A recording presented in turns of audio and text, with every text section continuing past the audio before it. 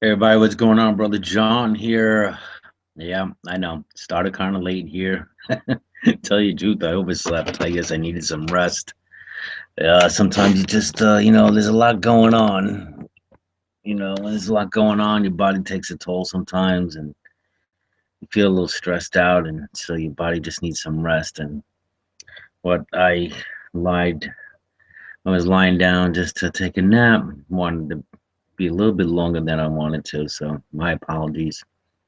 Also apologize that the topic tonight was going to be hypnotism, but yeah, due to certain circumstances, as I was explaining in the description, just different things, personally, business, and I was just ill prepared to talk about hypnotism, and also I wanted to hopefully have somebody in here who's actually a hypnotist who can answer the questions of the skeptics. And I realize there's a lot of skeptics out there, and I understand there. I'm skeptic too.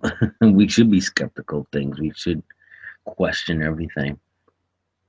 Um, and when it comes to hypnotism, basically, it comes to one's suggestibility to be hypnotized. You will have to want to get hypnotized if you're going, to quit smoking, or you want to lose weight.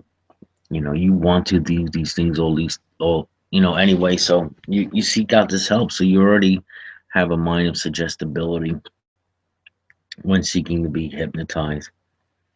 um this other stuff that you see on TV, people who go up on the stage and act like chickens and stuff like that, I just think it's a bunch of malarkey, unless they're just very suggestible. These people, who knows? But so hopefully you'll have that hangout real soon. What I'm gonna do, I'm going to open up the room. If you to just an open discussion, if you want to talk about God, religion, things of that nature. So I'm gonna just open up the room, and just hopefully we can get some kind of discussion going, debate, whatever, and just kind of keep it civil. So with that, I'll send an invite out. There might be some dead air for a little bit. So if you're watching this on YouTube, you might want to, and you hear a lot of dead air, you might want to forward the video until you see the little avatars on the bottom show up when the people come in. Um, so do that. Invite circles. Also, yeah, if you want to be updated on the next hangout, um, join the community, God Talk community. If you want to also subscribe to the channel, subscribe, and I should have updates on there as well. Try to keep more on top of this, and so hopefully we'll be able to do hypnotism a little bit next time. I'm gonna open up the question and answer. If if you want to come on in, anything you want to discuss, I will share a link. And yeah, let me just send out a couple invites.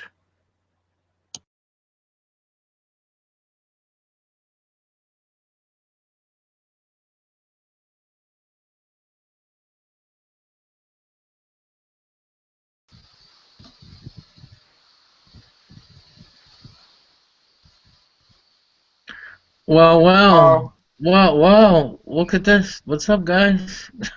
hello, brother John. Hey, what's up, Grant? Not a thing, brother. Hello, the Hello. idol smasher. Evening. Just we are live, just to let you know. Hello, all you fine folks in YouTubeville. Jeez. Yeah, I overslept. I'm telling you, man. I I guess it was thought an I thought I was late. I just came in and just got your oh call. We were oh wondering why you didn't answer our summons earlier. well yeah. I lied down to take a nap about 6 o'clock, and I just woke up a little while ago. I'm like, oh boy, I better at least do something up on online. Let people know I'm not dead. Uh, so there's Yuri. Yuri's gonna give me hell now too. Hey, Yuri. Hey guys. Well, about time, brother. I know. I took a nap, overslept. I was just telling everybody. I'm Yeah. just in a hangout with Sheik there, or Eric. I'll be right back. Oh yeah, tell him to come on by. He's pretty tired. We're just watching a quick YouTube video. About Oh, okay. All right. 5 minutes or so. See you back in a little while. Hey, room. It's already getting pretty full.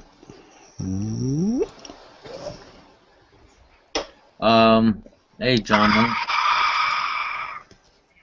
Um, Idol Smasher, maybe you want to take this opportunity, since we're live, maybe you want to just throw a promotion for tomorrow's show that you're having on the Noah Hyde Nexus. I'll never have a problem with a little shameless self-promotion. John May, that is an awesome avatar. That's the first thing. My wife and I were actually watching An Adventure in Time and Space, the Mark Gatiss film about the show's beginning. So, but yeah, tomorrow there is a Noah Hyde Nexus. We're going to dismantle Christianity. We're going to grind the idol into powder, and we're going to dismantle the religion that seeks to end the Jewish people. We've had enough people come into our forums and come to us with your synagogue is Satan, you're evil this, you're evil that, and I allowed, to some extent, there are some nicer folks out there who I'll allow them to come in and speak, and now it's time for a response. And I just another one on the pile of anti-missionary videos to disassemble the religion using its own Bible. Hey, James. Hey, I brought Eric over. So Hey, that's Eric, tomorrow.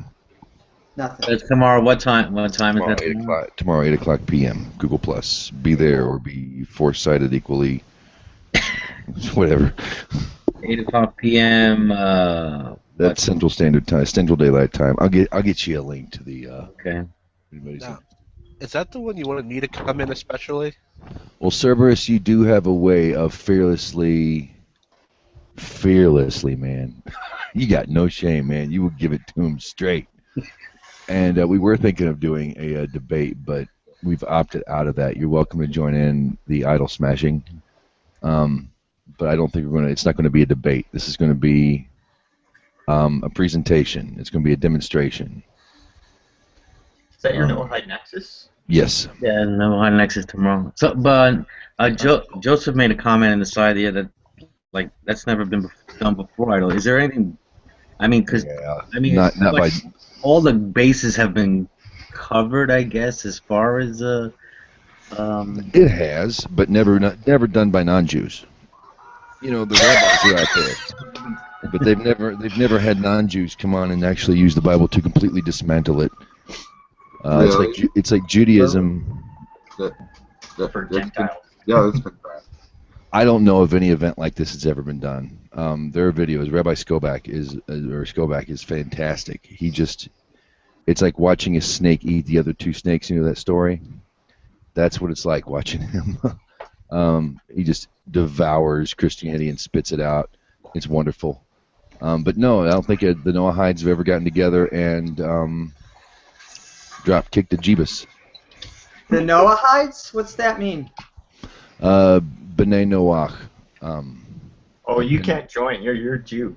But Yeah, of course you can. But it's Noah's hide. Noahide. it's oh, okay. Shut up, Yeah, man. Ryan, Oh, come on, Sheik. You know I ain't got nothing but love for you. Fuck off. Why didn't explain what a Noahide is? He's on a short fuse today. Is it like a cow? Is it like a cowhide? Oh, It's- Ben Noah. It's futile. House of Noah. Child of Noah. As in Noah from the Bible. Yes. No, yeah. It's a non-Jew who studies Torah. Ethical monotheism.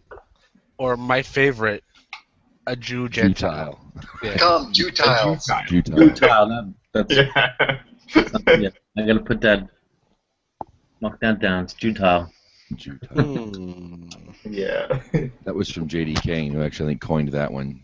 Because ever since it really cracked me and J-Dubs up to hear that. So you can thank Kane. JD. I thought I was the one who invented that. Was that you? It might have been you. I just have one question. That on the Noahide is Mhm. do they believe in a worldwide flood? That is debatable. Yes, there is No. obviously some kind of flood if we find sunken cities at the bottom of the Bermuda Triangle. However, there are classic commentaries that say that the flood of Noah was a localized flood. So Now- go figure. Now, call me uneducated here, but was your All spelling... right, uneducated here. But- Uneducated. Was your spelling of Noah there purposely Hebrew. different Noah. there? Noah. Noah. Noah. Because that's how it's Hebrew. pronounced. Okay. Noah hide, like with a Jewish. Gotcha. Like the Gotcha. Jew- It's with a chet. Or is it a hey? Is it a chet? Yeah, you should have used that fat letter. I'm sorry I asked already. It's a place to ask. Yeah, I didn't learn about the localized flood till fairly recently. There were plenty of classical commentators that put it from like the Nile or Egypt, basically from Egypt over. It was a good chunk of the world, but not all classical commentaries agree that it was a worldwide flood. What Do they What have does it a mean it was a good date? chunk of the world? Let me get a map. I had I didn't save it, but there was a. Oh, don't worry about it. Don't worry about it. It's like from west, not too far west of the Eretz Yisrael, the land of Israel, borders, and then it extended all the way into Egypt area. And like I said, I had a map somewhere. I was shown a map. Did they have a date on that? Yeah, Thursday. No, I mean, I'm just curious. A lot of different sects of Judaism and Christianity always try to, Yeah, that's true. work back through the timeline as established in scriptures and put like a That's date true. down for when the flood happened. I was just wondering if the Noahites do the same thing. Not really a date per se, but Torah does give it about 4,035, something like that, years ago. Hey, Ruben. For the flood, 4,000? I think. Yeah. 1970, the biblical year 1970, year since Adam. Believe it or not, the Hebrew calendar doesn't start from the beginning of the universe. It starts from Adam. And the poor Christian doesn't know that.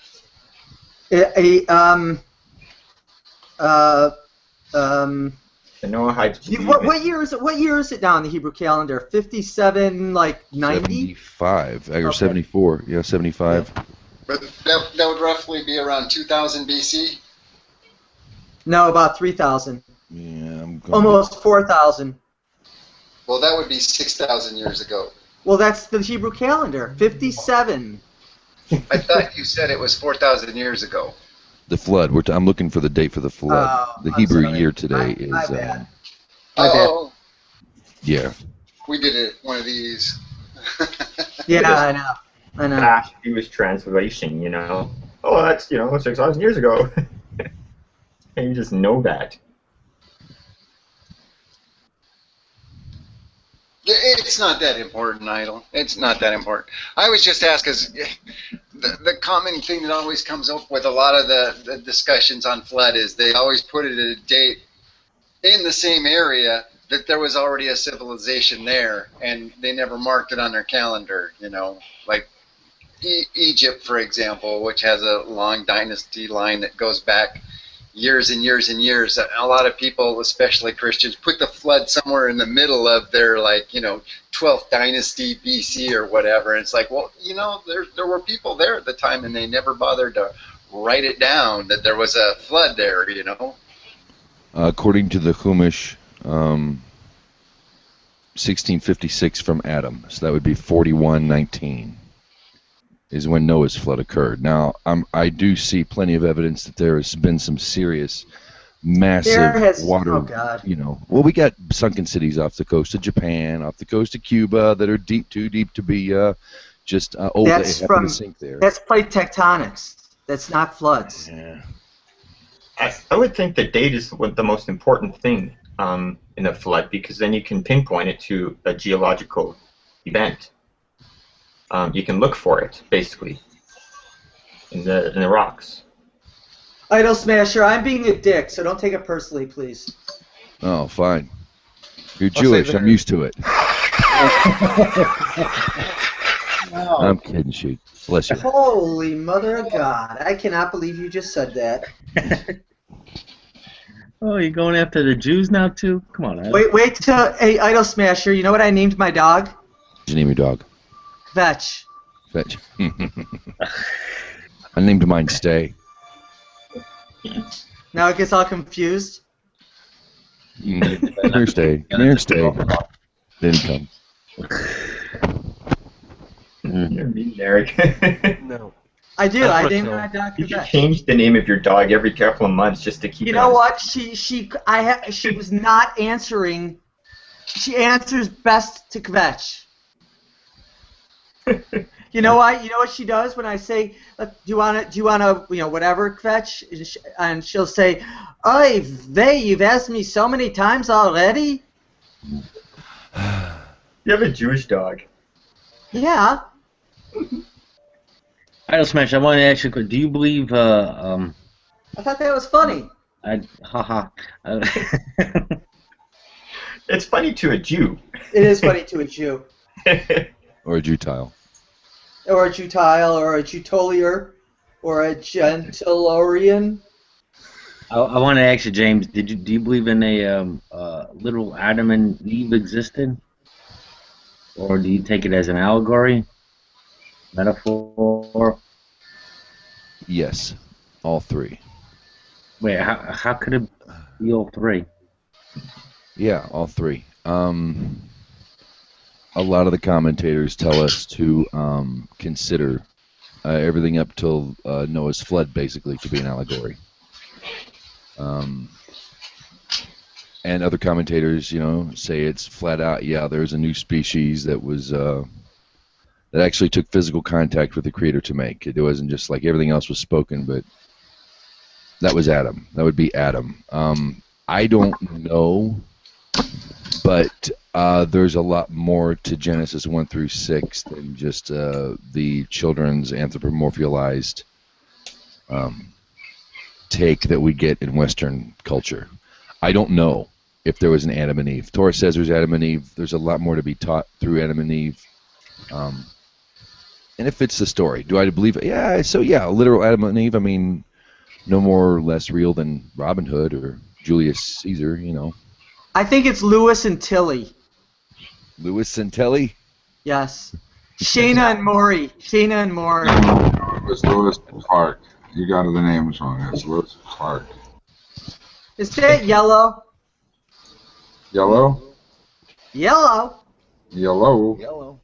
I remember asking you the same question a few weeks ago, and you guys, or you, James, said it was an allegory. You said there's The first, definitely. It's basically the first humans were just named Adam and Eve, but there were obviously lots of pre-humans before them. And two people can't make a breeding population, you were saying, so there had to have been more.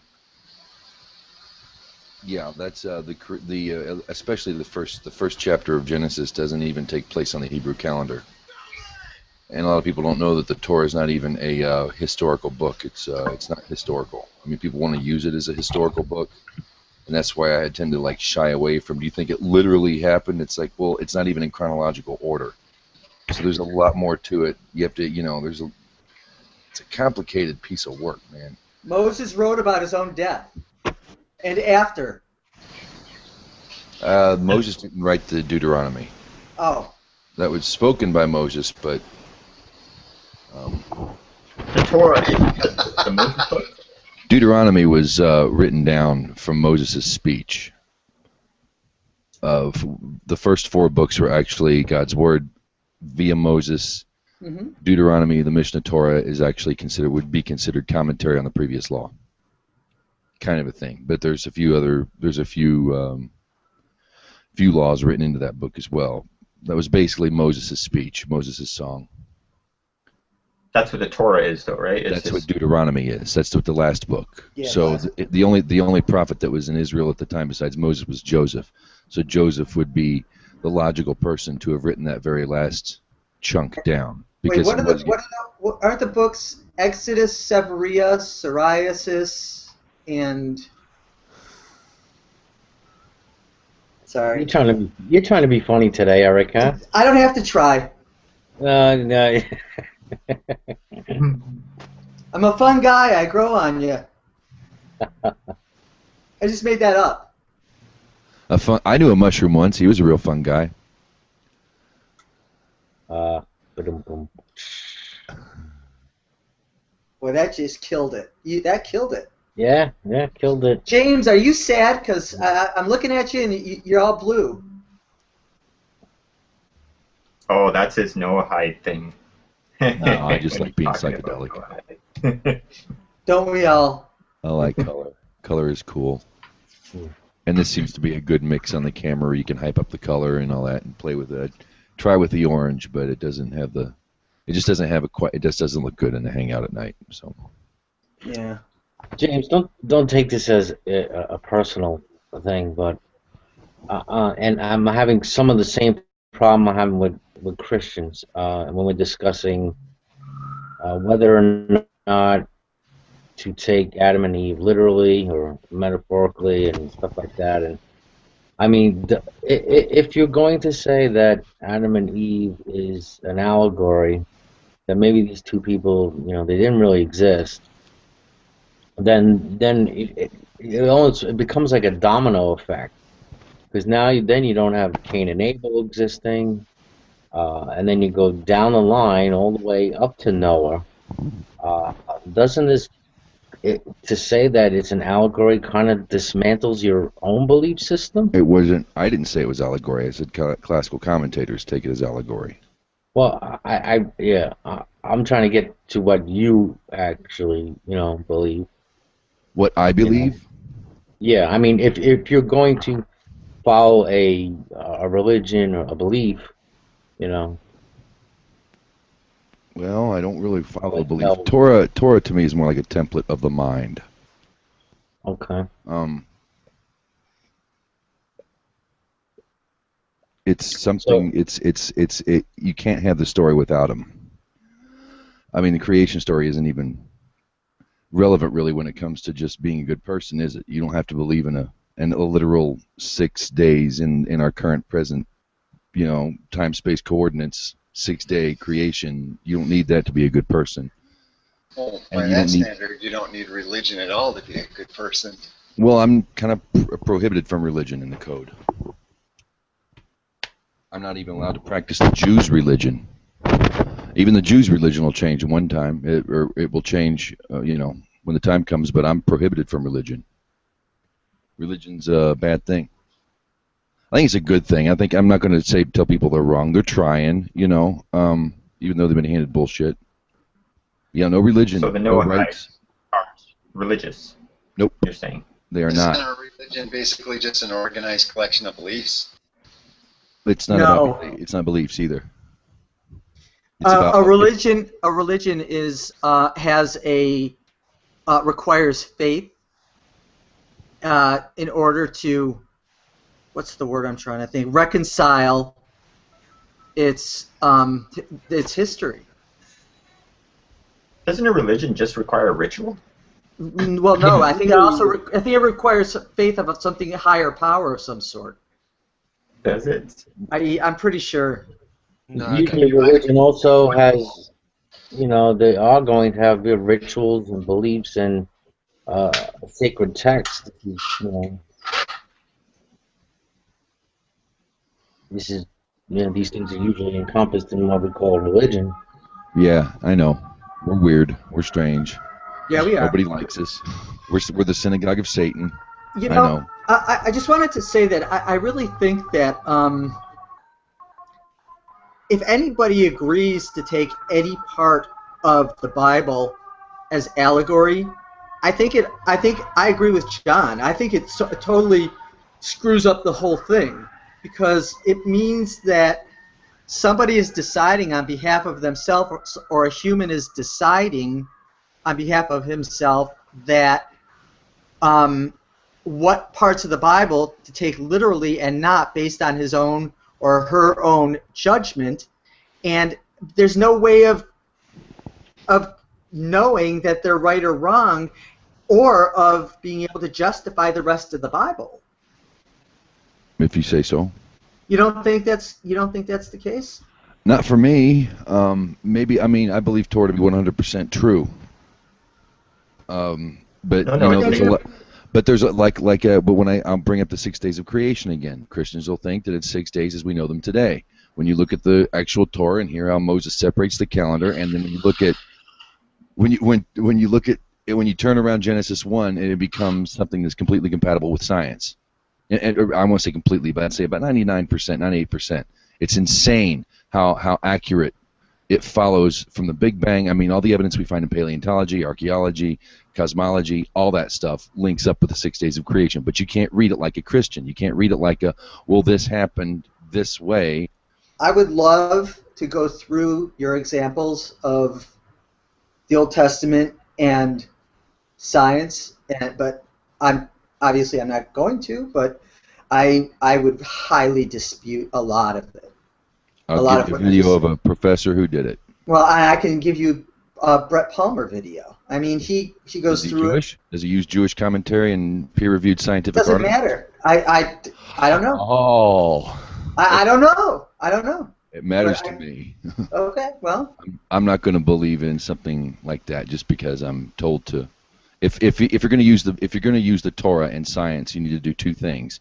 You need to use stuff that was around before religion, like the commentaries, who had a 16 billion-year-old universe in the 12th century, and peer-reviewed scientific evidence. If they don't use either one of those, then their case, in my opinion, is bupkis. Here. Well, actually, I think you're wrong about that, but that's your opinion. That's fine. There's a nice little. I think it's. And I think it's. Thanks, man. I will watch it. I think it's. Depending on what the questions being asked are, or the comparisons, or the criticism, it might be necessary to have a scientific and a historical resource to explain things, but I don't think it's necessarily a prerequisite or requisite.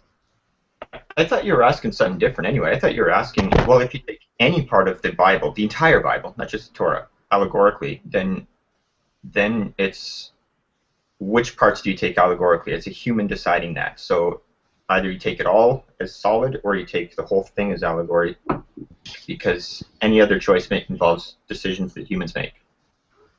Why couldn't you take both? Yeah. Because then humans would be deciding because what makes which parts are allegory. Say that one more time.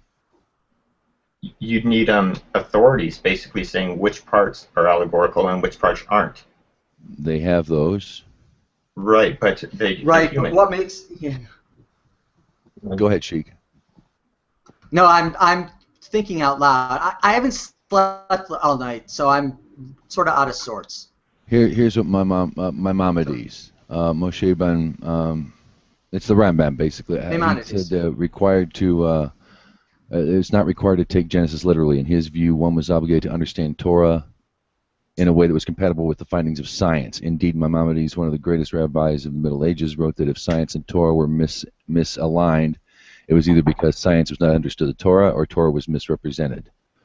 Maimonides argued that if science proved a point, then the findings should be accepted and Scripture should be interpreted accordingly. Before him, Saadia Gaon set rules in the same spirit when an allegoric approach can be used. For example, if the plain sense contradicts logic. Here we go. Solomon ibn Gabriel exclusively used allegory in his book, The Fountain of Life, cited by Ezra, Abraham ibn Ezra. In 1305, Shlomo ben Aderet wrote a letter against unrestricted usage of allegory by followers of Maimonides, like Jacob. And anyway, I'm not going to go on with it, but yeah, there's a reason why Jews are real good with science and often stay Jews. It's okay, science doesn't dispute Torah. It shouldn't dispute Torah. I know we want to think it does, but hey, free cosmos. Thanks, Reuven. So they're trying to put a scientific method on choosing allegory, choosing which parts are allegorical. Saying there's a procedure you got to follow. I remember hearing that one before the guy that just says if it's illogical. You mean up here in what Reuven wrote? Is that what you're saying? Is that Oh, what is that you're what talking you were reading? Okay, yeah. Yeah. There you go. Yeah, so before that, there's Saadia Gaon set rules in the same spirit where allegorical approach can be used. For example, the plain sense contradicts logic. Then the finding should be accepted as scripture, should be interpreted accordingly. So yeah, so just before that, Maimonides tried to put that scientific approach to deciding which parts are allegorical.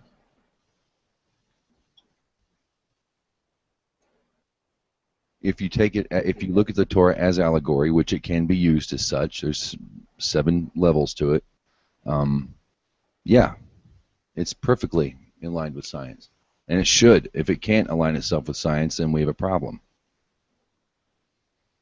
It's not even if it still works. That's the thing about Torah is it works. It's a head game for your brain. It makes you think. It makes you ask questions.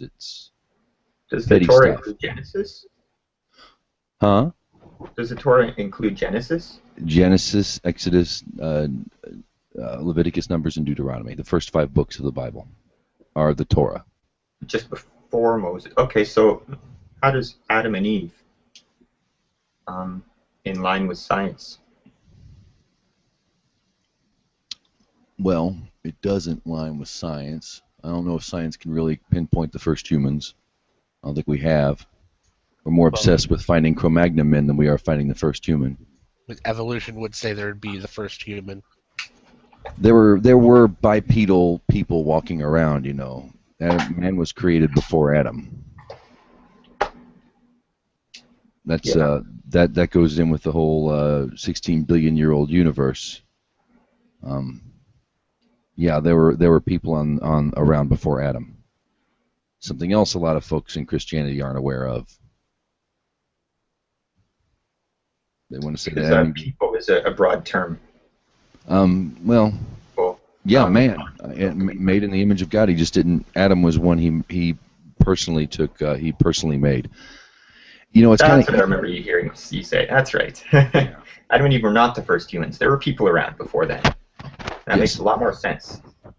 Now, you're going to find other rabbis who will disagree with that. Rabbis love to argue a lot of the time. Not necessarily disagree, but they do kind of disagree sometimes, or they seem to. They would appear to.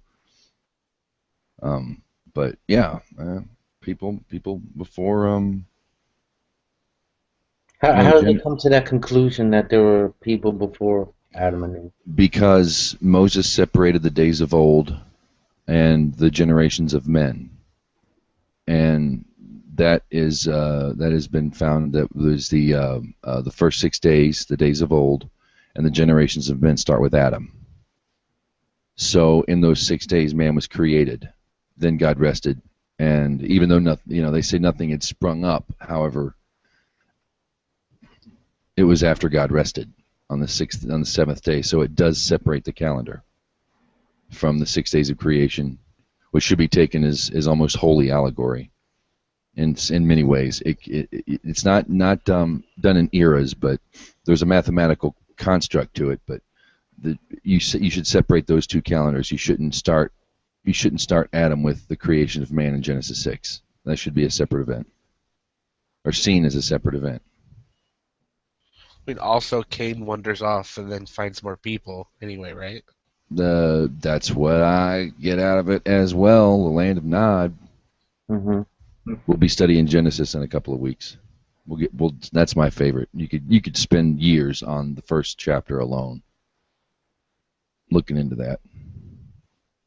There's also been scientific evidence found out now. I could get that link for you too. That water is older than the Earth. It might be older than the sun. That's because it came from cometary impact, and cometary impact Bahamut can be like over 4 billion years old. They can be older than our solar system. Generally aren't, but they can be. Hey, Dougie. Hey, what's going on? Hey, Doug. Reuven just posted, according to Exodus, there were 1,000 generations of mankind before Moses. Yeah, I want to ask him if he had a chapter verse for that to look at. Thereabouts, say 1,000. On the nose. 974 generations before Adam. Before Adam? Yes.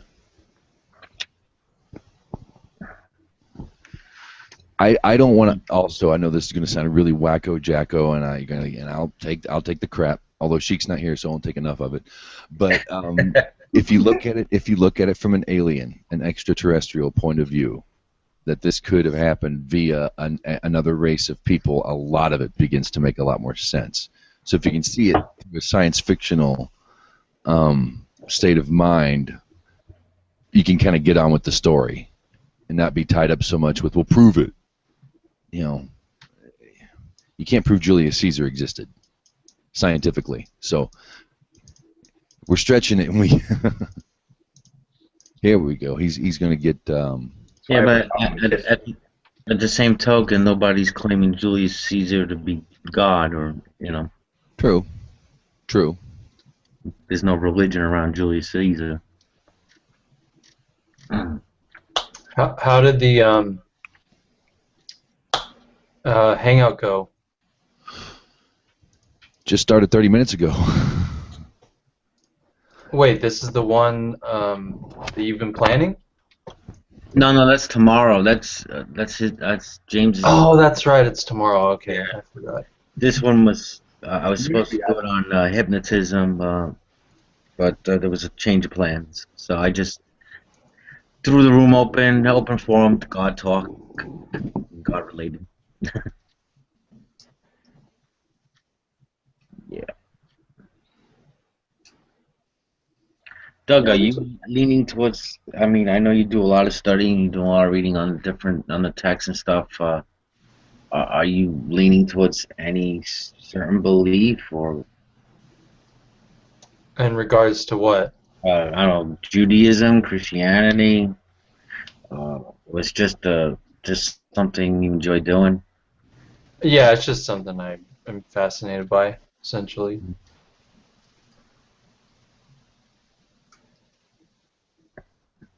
Did you grow up in a specific faith? I grew up in a extremely cafeteria Christian household. So we weren't like fundamentalists or anything, but basically Christian. You know, the kind of Christians that never read the Bible? Yeah. That kind. Yeah. Yeah, that was us too. Yeah. I was that too, as a Catholic, until I got involved in the evangelical born again Christian sects and stuff, and Mm-hmm. You tend to read a little bit more of the Bible. Yeah. Weekday Bible studies, you know, that kind of Mm-hmm. thing. To do home groups and stuff. Oh, I hated those. Yeah, the Never went same. to. That's where all the Bible reading gets done. Basically, when a youth group gets together at somebody's house and they just have a weekly thing or something, Right. potluck or whatever, Uh-huh. doesn't get done at church or Sunday school. I I have a big, wanted. Go ahead. again, I have a big problem, like, some of the last church services I went, and then the things I see on TV, that's, anytime scripture's brought up, it's very a topical study, you know, and they pull a scripture here or there just to kind of prove their point. You know, like God, you know, nothing's impossible with God. It becomes more of a motivational speech, and I hate it when they pull in these scriptures and they're taking them out of context just so they can make their agenda work, you know. And that's what's mostly what I'm seeing going on in these church services and stuff. There's no strict Bible study. There's no context. And I think they're afraid of it, actually. There's no looking at it from all sides or looking at it all at once either. You're right. And they just pick and choose and have a sermon. If they read too much into the Bible, they'd realize their religion's full of crap. Well, that's honestly one of the things that started to erode my Christianity, even though it was very, you know, uninformed to begin with and not very serious. But you know, I opened up the Bible and started reading, and that was one of the primary factors that started the doubts in my head.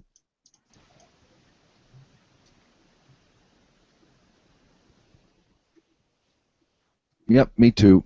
A I lot of actually read people, the Ten Commandments on my aunt's wall and realized that my church was bowing down to engraven images. I thought, we're not supposed to do that. That was where it all started. you're too logical there, James. I mean, A lot of people read the Bible and it confirms their beliefs. Like they read it in a different way. Everything they read just confirms.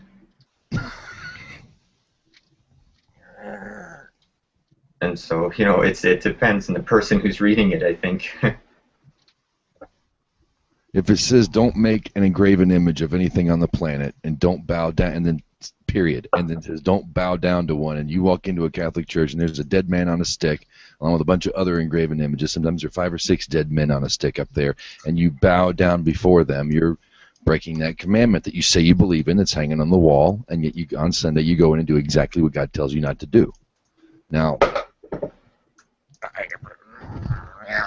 okay, I know we can interpret that different, but Yeah, I mean, you have the Amish. They go even more extreme. I mean, they won't even put pictures of family members up on a wall, or you know. no way. Yeah, way. They take that commandment very seriously. Mm-hmm. That's why they don't like you really taking pictures of them when you go to Amish, you know, around their Amish area, Amish County. No. I never knew that. Yeah, it's like part of their soul or something. They Like hate them. You're not supposed to. Didn't you ever go on a field trip in school? Yeah. Don't take pictures. They didn't have them Amish and Texans. They don't like them Amish or them Indians.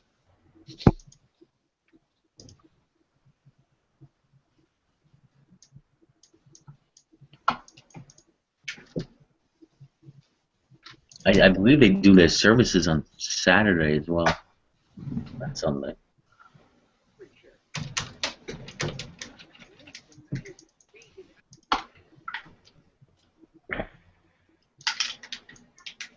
Mm.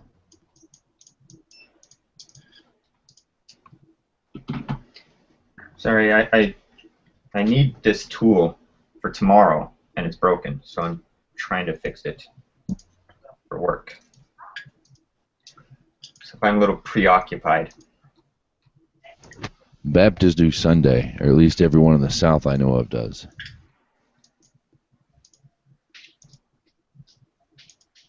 Seventh-day Adventists do, of course. Seventh-day Baptists. Ah, well, Oh no, they do the Saturday. Ruben's correcting me about the Amish.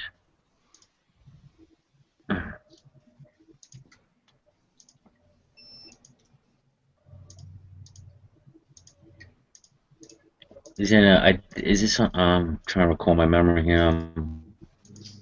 How the whole Sunday thing started. Was it something Paul wrote about the first day of the week or something like that? And it became Sunday became the day of worship because of that one scripture. I figure it's their sun god. Sun worship. Yuri, do I keep talking over you? No, I'm not talking. Okay. No, he's not talking. Okay.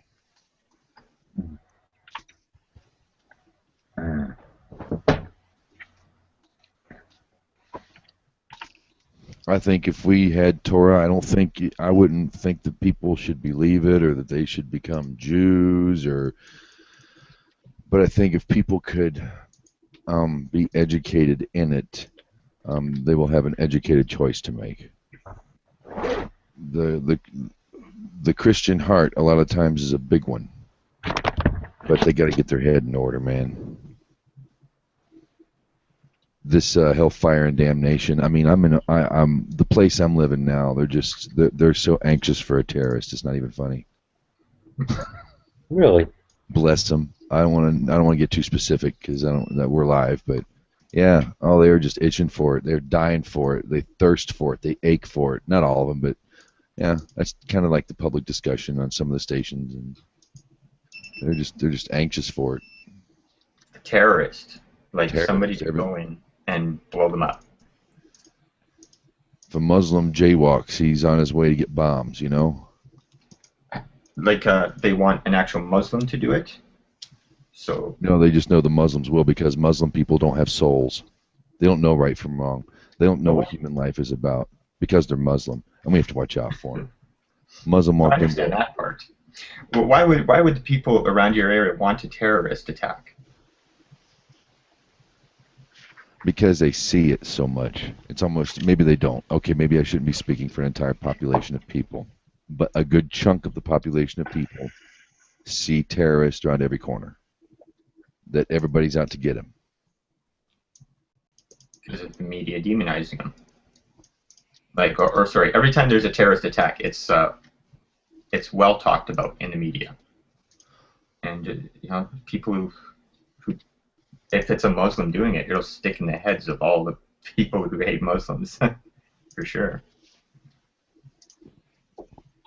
They'll gossip about it, make it worse, and talk about it. Mm-hmm. I'm concerned because I've made it a point in my life not to hate a Muslim, and I think it's because I don't live in France or Britain, but I live in the States, and everybody seems to get along pretty well here compared to other areas of the Western world, let alone the Middle East. And I'm gonna sally forth and give myself more of a benefit of the doubt of your average Muslim person not being a terrorist, because so many around me have it in their mind that because they're Muslim, they're a threat. If a Muslim commits a crime, was terrorism involved?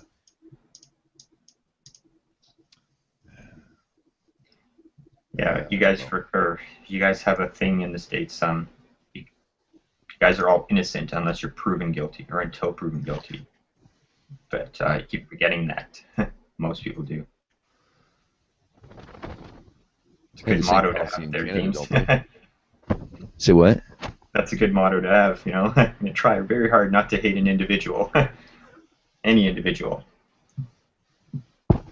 Or hate an entire people based on the individual. I got to be good boy, How do you hate a whole people? You have to hate the individuals.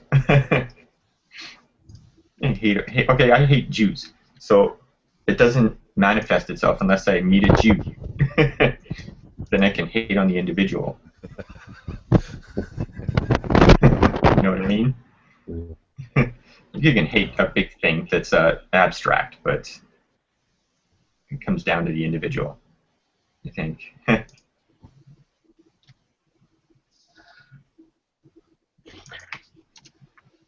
When I was in church, we would have a tendency to read the Bible through the headlines, you know, and so to James's point about how Christians seem to be, well, very apocalyptic minded. So things that are going on in the world, they try to squeeze it into prophecies, supposed prophecies, and revelations and stuff like that, and kind of crave it. You know, we kind of crave it because we're expecting we're expecting the second coming of Jesus. You know, so this meant the new world coming. So. But it's a world they're not going to be a part of anyway, according to them. Yeah. They will be whisked up into heaven, right, before it happens. Oh yeah, you had different viewpoints. You had people who believe in a rapture before a great tribulation would happen, and you have others believing that there's this 7 year span, or after before the rapture, or the rapture be in the middle of it. There's so many different viewpoints about when this rapture happens, and sometimes, some believe a Christian will go through it, some would believe they're not going to go through it, they'll go through some of it. I didn't know that. I thought it happened before. Oh yeah, you have this pre-post trib. Oh. Right? Us Pentecostals thought, I was just taught one thing, and that's it. Yeah.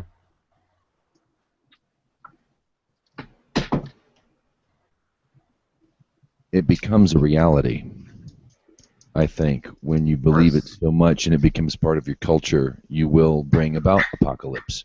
You will bring about, because you're already ready for it. You've already basically you're counting on it. You're not counting on a better world. You're counting on it getting worse all the time, or that we've reached the worst. I mean, it's such a unhealthy,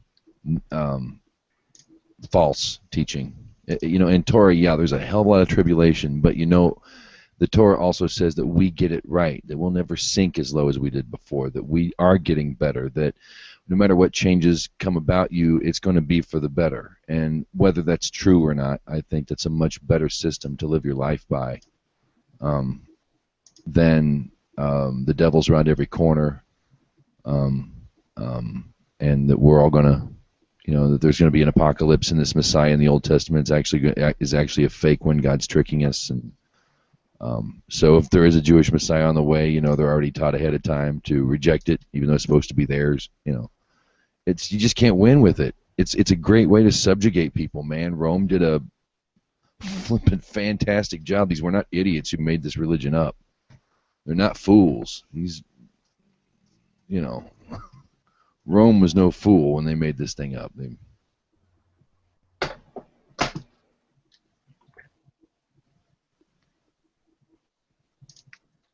Keep you all sad and depressed, keep you in your little box, don't want to ask too many questions, you'll be excommunicated, tortured in public, by guilt and fear. What a thing to teach a kid. My thing is and I guess I'm going ahead of time here, but is to the mind of a 3 or 4 year old. As a kid, I was in what we call a low Episcopal. There's high Episcopal, but you walk in and people are worshiping this dead man on a stick, a half-naked man in shame, dead. I mean, that's a pretty gruesome shot, And this is what our children see. That is your God. That is your Creator. You foolish Jew. It's supposed to teach humility. If you worship an all-powerful Zeus, with the lightning bolt, your God is powerful. Your God is supposed to be weak like that. supposed to give him a human touch. I always looked at it as a metaphor for this is what we did to your God. Yeah, it is. Don't you feel guilty about it? And go worship it or we'll kill you. Go bow to it. Go on, do it. You pathetic Gaelic freak. You heathen. You are a heathen. See, I don't know. I think with Christianity, that's the one I know anyway. But I'm pretty sure all the Abrahamic religions rule mostly by guilt and fear.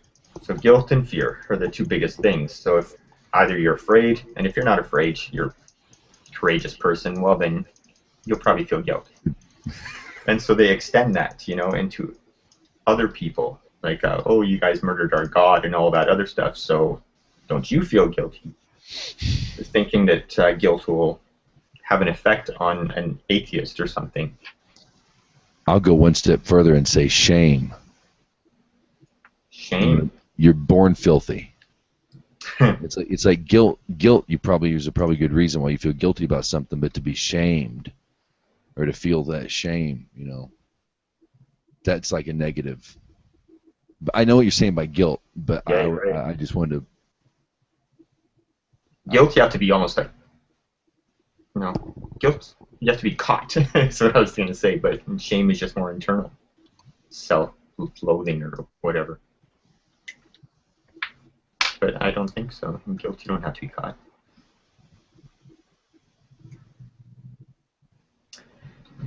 I gotta look up guilt and shame. There's I'm reading what Reuven's saying over here.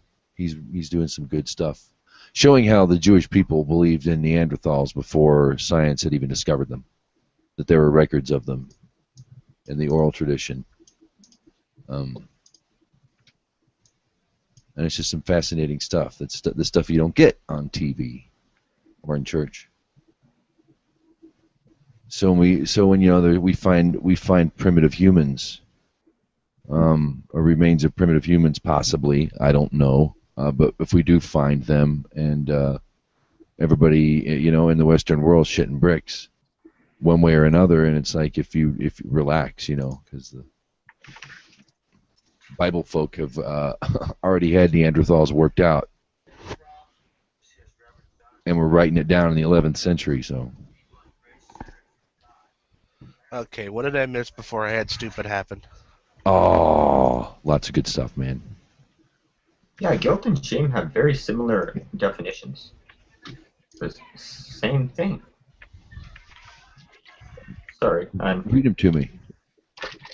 They're both nouns. Okay, guilt. A feeling of having done wrong or failed in an obligation. Very simple. Done wrong. I failed in an obligation. I feel guilty. Shame. A painful feeling of humiliation or distress caused by the consciousness of wrong or foolish behavior.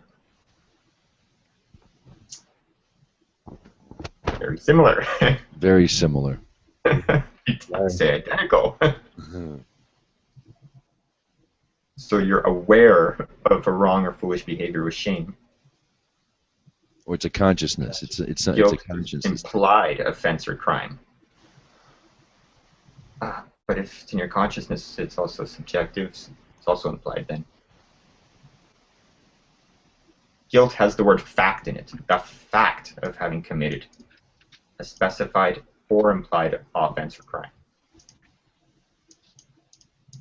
A feeling of having done wrong or failed in your obligation.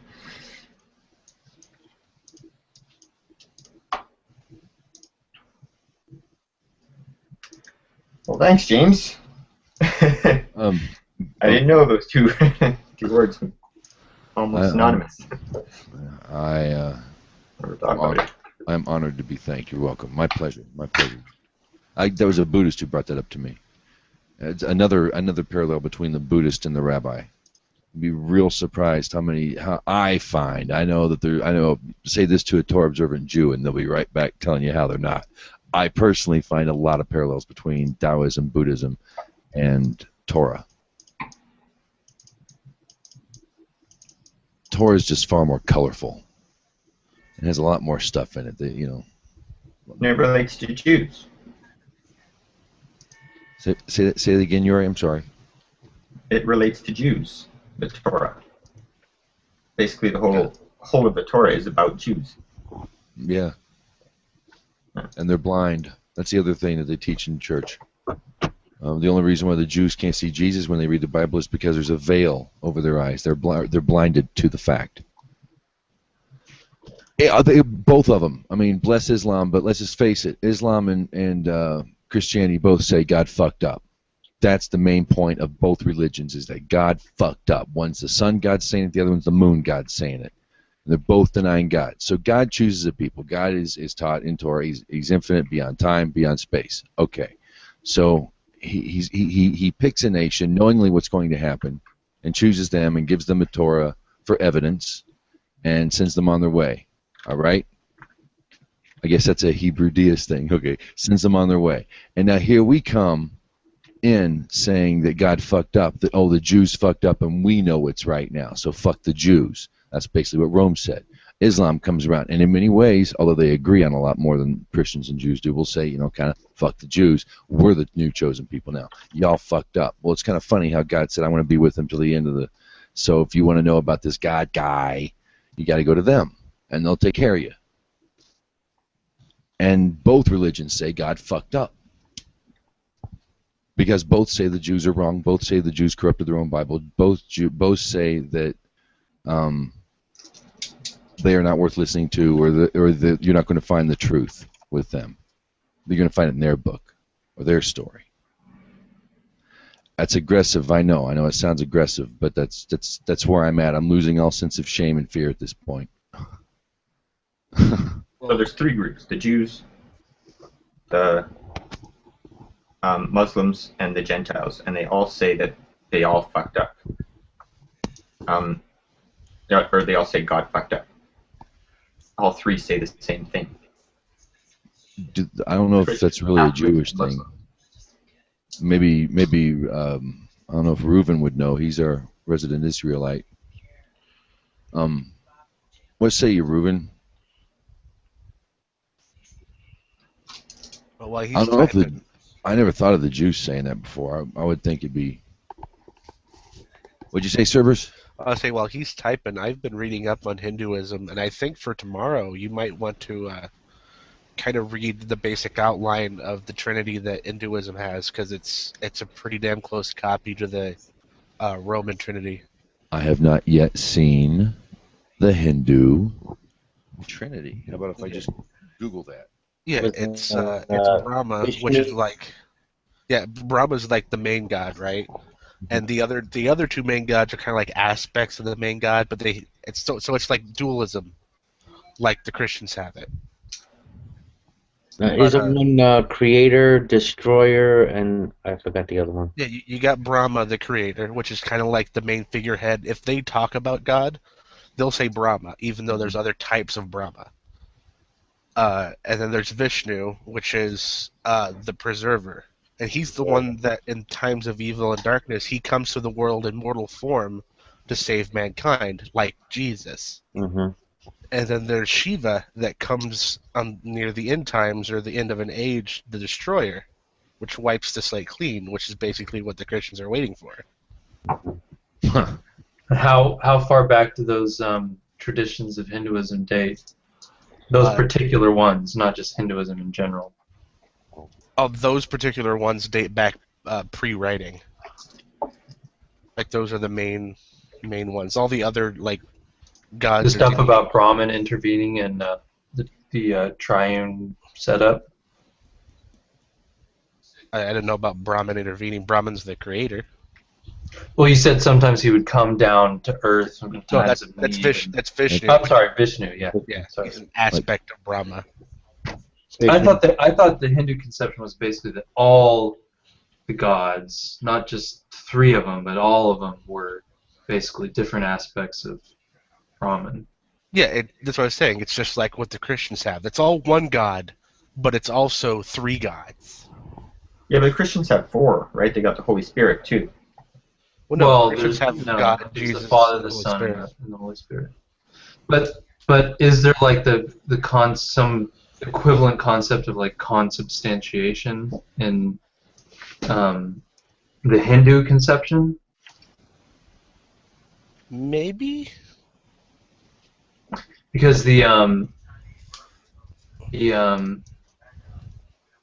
I'm sorry, not consubstantiation. That's from the Eucharist. I was going to say I was confused. What's it called? Where they're all the same God, but they're all both. separate individual persons also. Yeah, they're both. That's why I said they have the dualism also going on. It's a square and a circle at the same time. The end. The Christian Trinity is a little closer to the Buddhist mind, body, and spirit. But as Service is saying, it's not Trinity. You're saying Shiva would come at the end times, and that would be equivalent to Lucifer. Right, so... And Christ. Part of the Trinity. Yeah. Yeah, the Lucifer devil god of, or whatever, of Christianity would... That would be four, wouldn't it? That would be, yeah. And then you got all the angels and devils, but just the four main ones, right? So it sounds like a lot like Hinduism. You got the, you got three main ones, and then all the others. It's not an exact copy, but it follows the script, right? Because you have the Creator, the Preserver, and the Destroyer. And, instead of the Holy Spirit, they put in the Destroyer. Right. It's much like the Tao of the Yin and the Yang as well, because you have the Creator, the Preserver, and the Destroyer being Yin and Yang, and then the circle around that would be Shiva, the Brahma, should I say, Brahma. That encompasses around it. Here's a link. It's got a nice cursory explanation, easy reading. Yeah, I was about to say, I mean, even just kind of a short glance, kind of a skim over of some of the little points, it might be good for tomorrow. Sorry. I want to check that out. What I originally said was right. It is consubstantiation, or consubstantial. Same type of thing. So in the case of the Eucharist, the bread is literally the flesh of Christ, but it's you separate into accidents and incidents. So, like in its ideal, like Platonic sense, it's the body of Christ, but its accidents, the worldly manifestation, or the stuff that we see, it just looks like bread. And in the same way, each of the members of the Trinity are consubstantial. So. Well, so I want to say it agrees, except for in the actual. I don't think they do sacraments, as far as I'm aware. The other thing too is, I haven't read much about the Hindu Trinity or whatever, but the Christian Trinity is like extremely highly developed as far as its theological definition. I mean, ultimately, yeah, it's baloney, but it's like super complex theological reasoning going on there.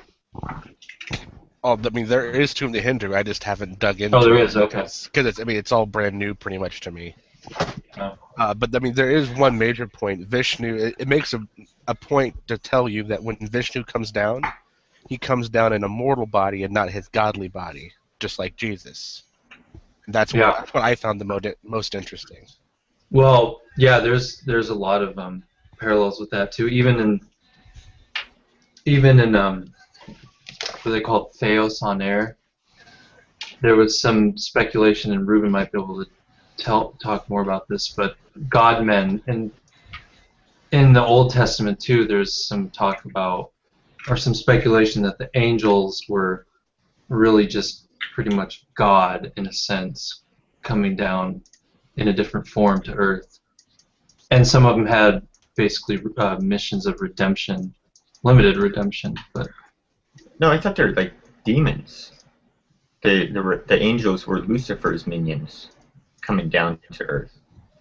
That had Well, nothing to do with angels that were God's side. well, the angels in the Old Testament have nothing to do with Lucifer. They would, or Satan.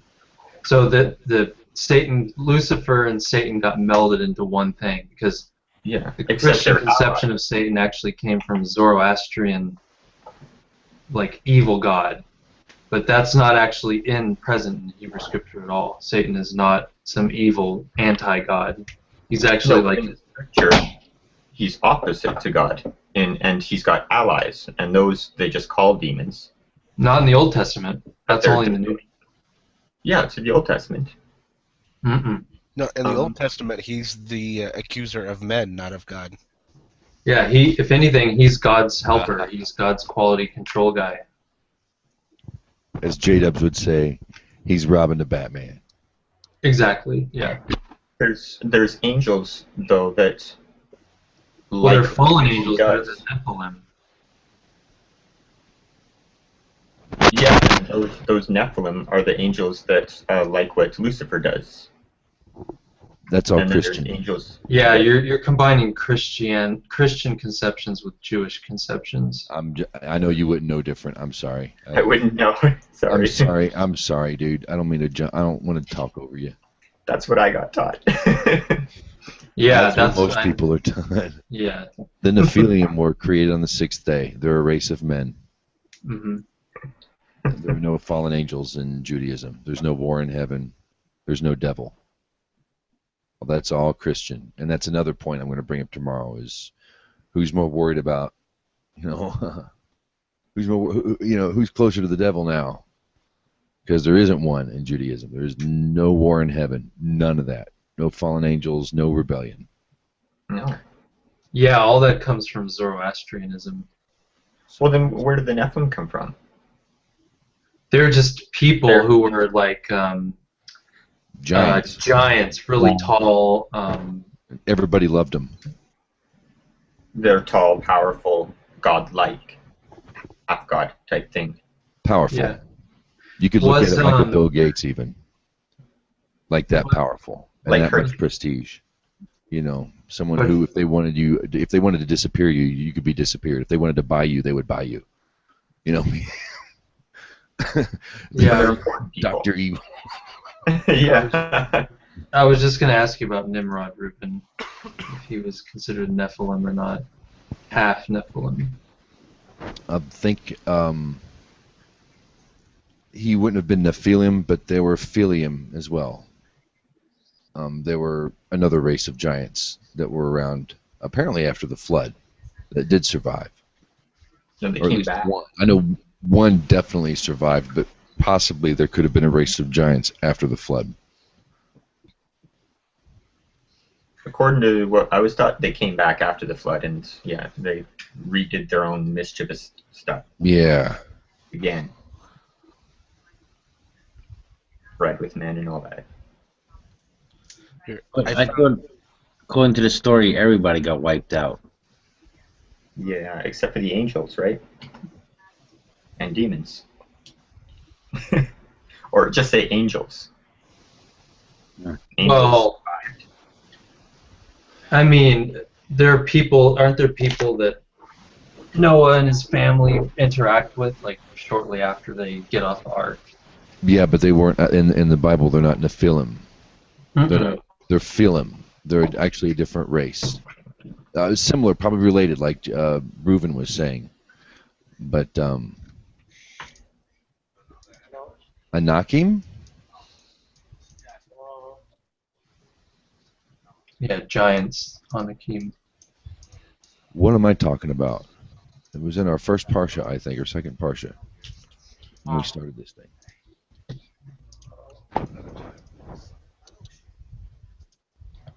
Oh, hey, I found a website for the Hindu thing it gives like representations and like a much fuller summary of what the different of the three, like what they do.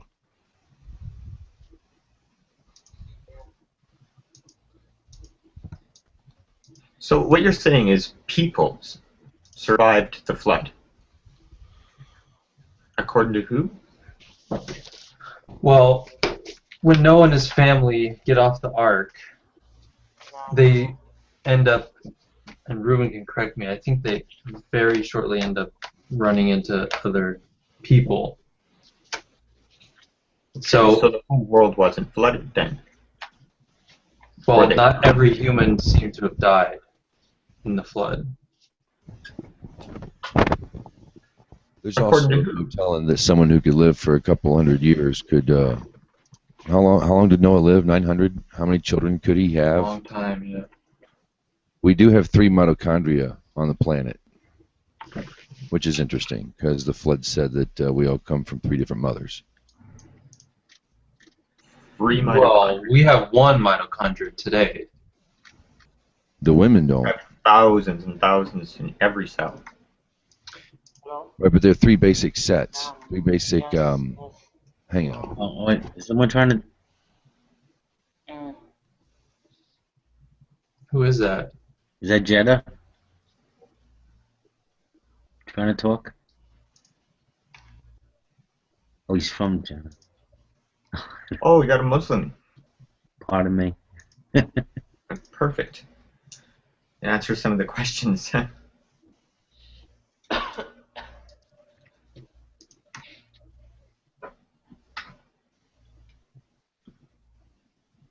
So how do you pronounce your name?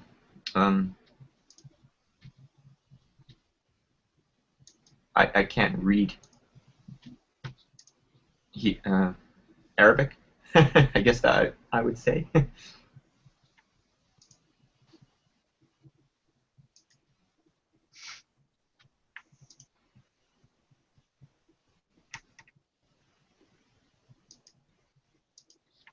Yeah, how would you say your name in English? Yeah. It's hard to hear you. Yeah, we can't really hear you. Your volume is low. If you could write it in text. Hello. How are you? Hello, I'm Saudi Arabia. It's me, Mataha. Oh, you got to turn your mic up. And it sounds like he's speaking Arabic, which none of us understand. سعودي أرابيا الموضع الحربي أنا أقدم إلى جوجل بلس شرح إيحاء جوجل بلس أول مرة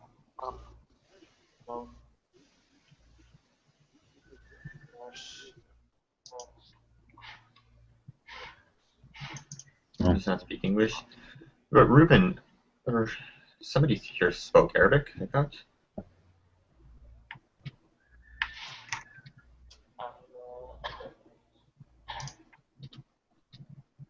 Oh, that's too bad. It's too bad you can't hear you. Yeah. Yeah, a little Arabic is better than it's like when we all got none and you have a little, you are the translator.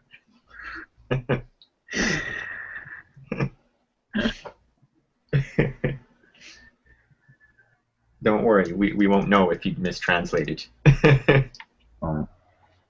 So he doesn't speak English.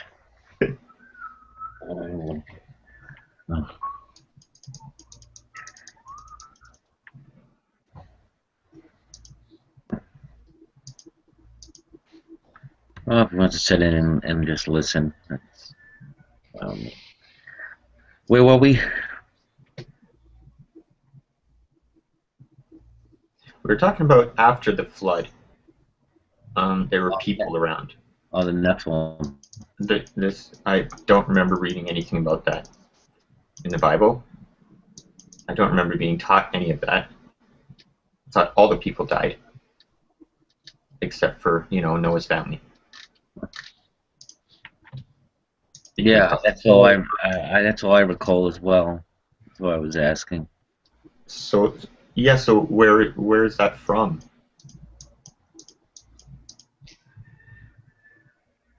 Like, is it Reuben? Is it written somewhere?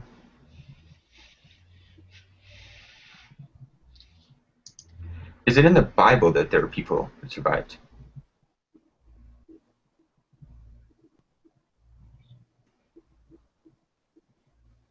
Here, say that one more time, Yuri. Is any of this in the Bible that Ruben's typing? Let me see what Ruben's hog and typing all over that? here. I don't remember it. Yeah, neither do I. He says the Bible has a very short account. I don't remember. Yeah, the Hebrew, the oral tradition. Two kinds meant humans too. Yeah. 2 by 2. It was those that were not asexual, basically. Well, it also gives the ages of certain patriarchs where if you time it and take their ages correct, they would have lived past the flood, even though they weren't on the ark. I mean, otherwise they wouldn't have lived as many years as they did. So obviously they couldn't have died in the flood because they lived whatever 600 years or whatever. And they didn't even notice the flood because it's not in Well, their we're only told from the perspective of Noah and his family, so we're not, at least in the Bible, we're not told, the perspective of the flood from any other point of view. Right, Methuselah and Enoch, thank you. Okay, so according to Noah, the whole world was flooded.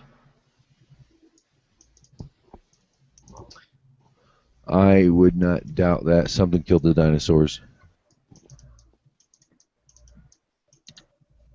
And something killed them in a big, big hurry, and it looks like the evidence it was done by water. Whether it was something crashing into an ocean and water just rolled waves over the earth and broke the earth apart. Something happened, something big. Like a tsunami? Well, I would not doubt it. I would. That's how the Greeks took Atlantis going.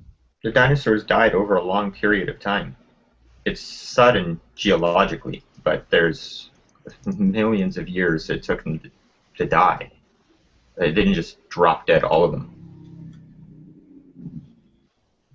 They're in different geological beds. They can be found dying in different ways. Volcanoes getting frozen, tar pits, just sink into the bottom of water.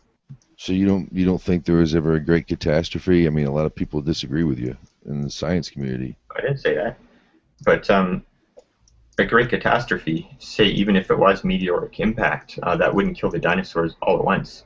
It would still take them a long time to die. Like the bigger, huge meat eaters would die first, and then it would work its way down the food chain. By the way, geological time. It's in geological time. It's like a snapshot. Yeah, but if you were there, it's still beyond your lifespan. Thousands of years, could even be millions. I believe it was thousands for sure. But yeah, it's still a snapshot. There's still that's an unsettled question in paleontology. I mean, they don't know exactly how long the process took exactly.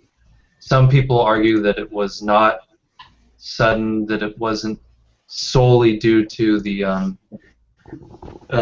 asteroid impact, but other people have argued that it seems like, they did die off suddenly.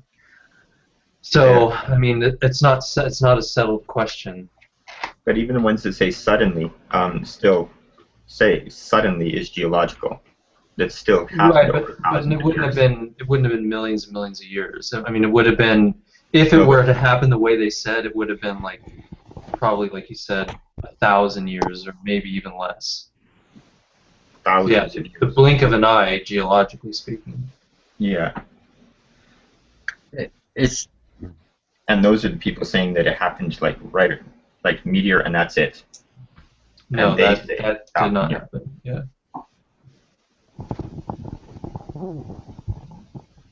I've never really heard that there are groups of scientists out there who didn't think that it was a sudden death. Yeah, it's a big dispute right now in paleontology. It was a big dispute until they found the crater, and most scientists agree now. But yeah, all of these mass extinctions are huge disputes because we don't know what caused them. So there's a lot of guessing. A lot of people around the world say flood too. I mean, There's according lots to of weird shit. Just in the last ice age, you had the big herds of mammoths and like giant sloths and stuff, like flash frozen with fresh greens in their stomach.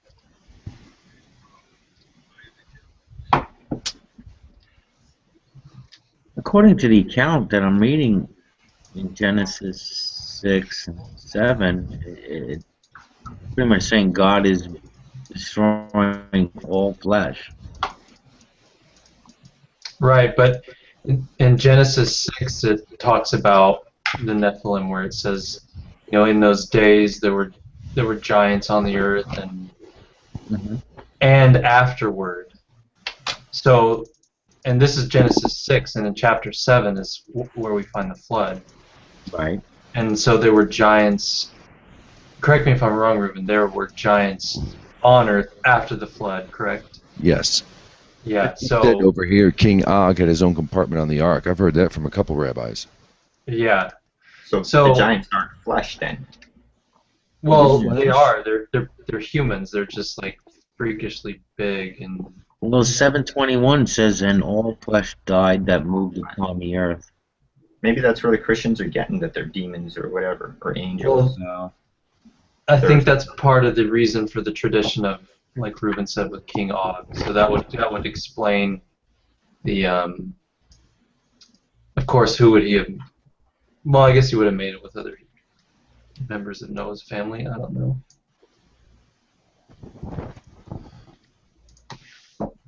Yeah, see, if you want to know what I believe, like this is where I start. I honestly believe that there were incidences of cross-mating between man and beast.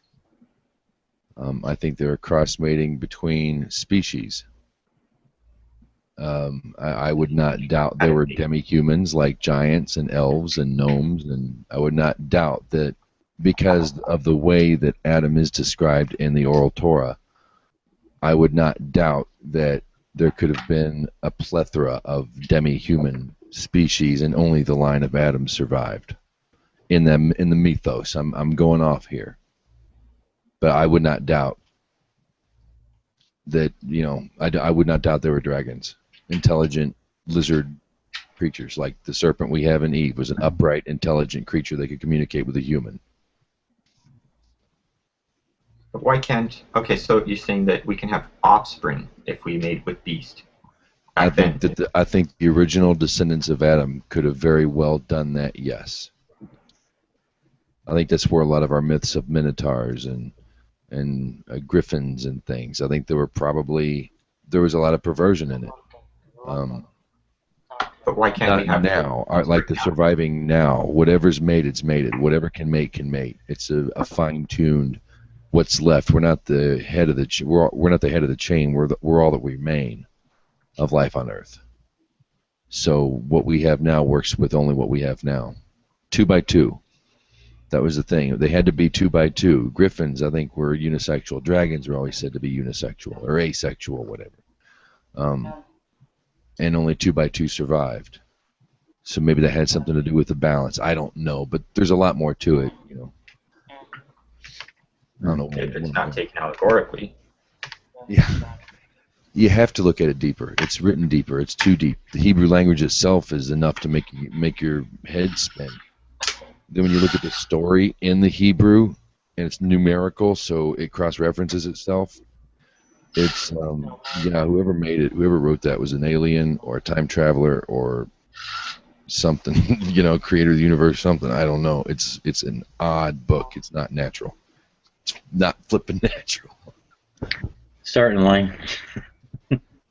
People have looked in the Bible and for codes and stuff right throughout history and found them. Yeah, they're not just numerical, but all sorts of different types.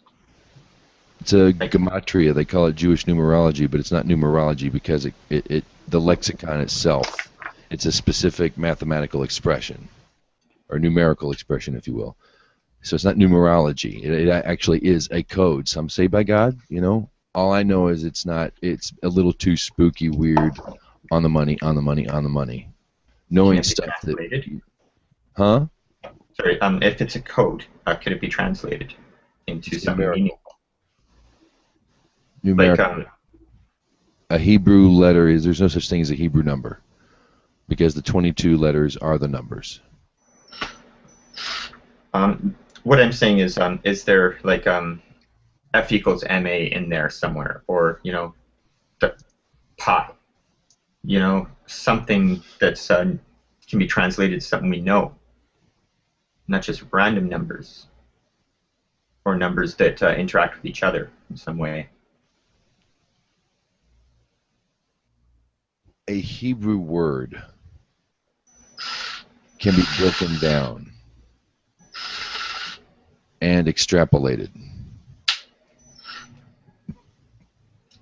The rule is the numbers become apparent. There's no like addition, subtraction. You add, yes, but there's I'm not sure I know what you're asking, man. I'm sorry. Well, the numbers are apparent, but do the numbers have a message? You said yes. What is the message? It's I believe I've found that I believe it is a mapping of the human consciousness. That's why we shouldn't be looking. It shouldn't be looked at as a history book. It's a mapping of the human consciousness. When you look at it for what it is, the word Egypt. The word Egypt means bonded or confined, right? So it's not just about a place in over there. It's about human consciousness. You have to look it. You have to look deeper at it to understand the story better. It's anthropomorphized for children. And what we get in Christian churches, that's anthropomorphized for a child's level in Judaism, because at about 8 or 9 years old, they start giving them stuff that their head can use. Like the numbers and adding things up and just looking at it. And I don't want to say playing with it, but exploring it. And we stop there. When they're 8, 9 years old, they've moved on, and for all our lives, we're given a child's version of a mapping of the human consciousness and going off on all tangents because we're using somebody else's book. Okay, but the map of the human consciousness, can it be read by a human? Sure, I think that it can be explored. No one's come up with the ultimate answer, but it does seem to, Hi, Kevin. Hi, Sheik. I can't say there's an ultimate answer, but it does seem to help, and it does spookily often kind of work. More in how should I develop myself and how should I treat the world than where I'm going to go when I die or what magical powers do I possess. But it's more like, how do I live my life now? How do I treat my fellow man? How do I treat animals? How do I treat nature? Okay, so what are the translations that how do you treat animals and nature and all that? How does that come out of the code? That would be the covenant from Noah, that all human beings have one base morality that they should follow. When it comes to animals, you're not allowed to eat flesh torn from an animal that was taken from it while it's alive. That's written in words. I'm talking about the... Yeah, you must pour the blood of their into the ground because they have a soul. That's when we learn that animals have a soul, and therefore they have to be treated kindly. When it comes to nature, we're not allowed to graft a vine and a tree. If nature does it, that's one thing. We're not allowed to do it.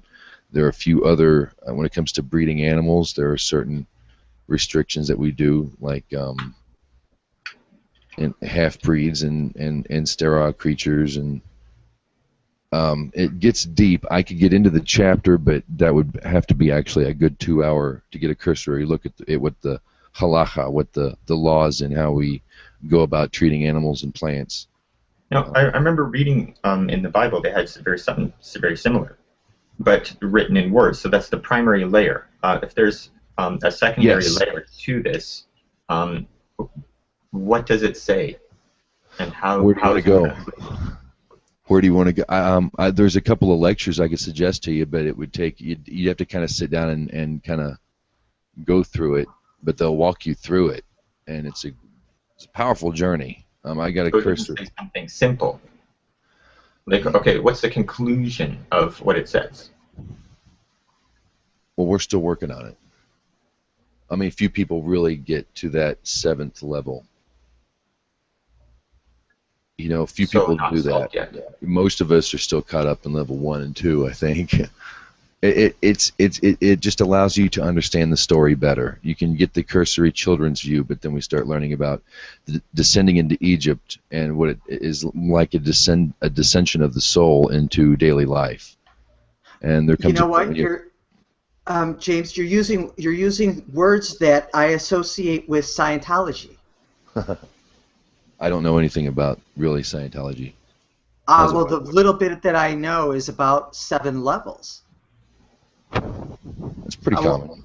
7 chakras. Or just a hierarchy, like Freemasonry. It's just a hierarchical system. No, it's not. In the That's law. what you remind me of. Like, I know they've got a lot more levels, sure, but same type of thing. It's like a hierarchy. But it's not. It's coordinate. What does that mean? That means it's all on the same level.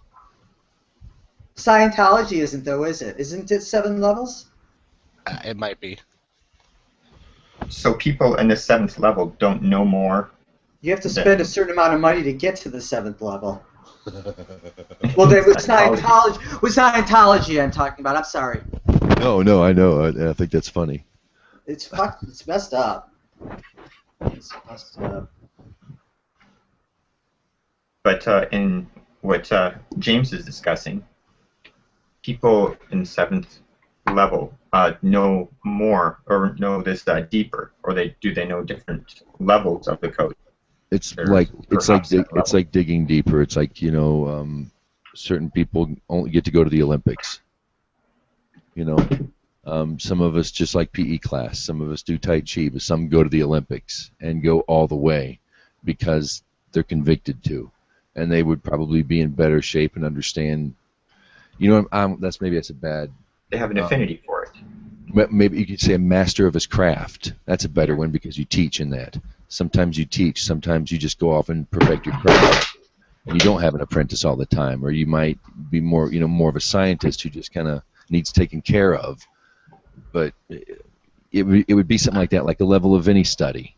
You know, but we've discovered, or they have discovered, or apparently there are 7 basic levels to the code, to the Torah, and each one contains like a layer of 10.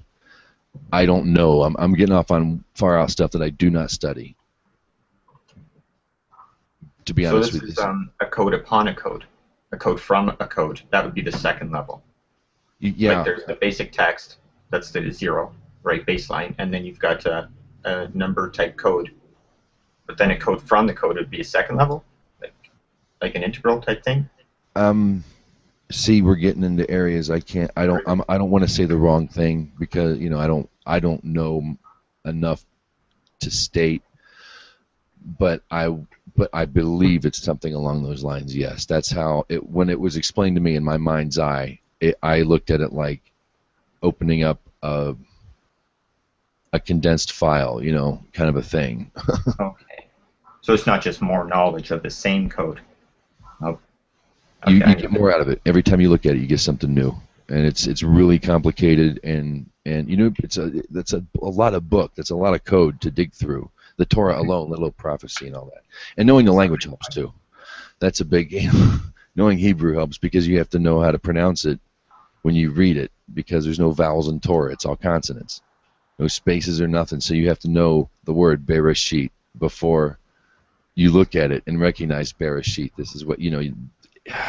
Are you talking about ancient Hebrew? There's no spaces? I didn't know that. In a Torah scroll, yeah. There's it's blocked. You know what? And I've looked at Torahs before, and I wasn't even paying attention. Let me confirm that because I'm talking to Israelites here. You're probably right. Yeah, there are no periods, weren't there? No, there's no periods. Yeah, that's what I thought. No periods and no vowels. No question. No asterisks. No asterisks or ampersands. So no punctuation at all. Now, Well, you why would can't have that an be? ab. Why would that Huh? be? Why would that be? What would be the benefit of that? It was simplified. It was archaic. It just Archaic. hadn't developed yet. Yeah. Or God is Didn't so invent the awesome he opposite. needs no space. So it's infinite and it just goes on, right? One No, ever flowing no, thing. no. I'm infinite, and I just keep going on. See, I don't stop talking. Once I start, I am just going, man. So you don't even want to go there.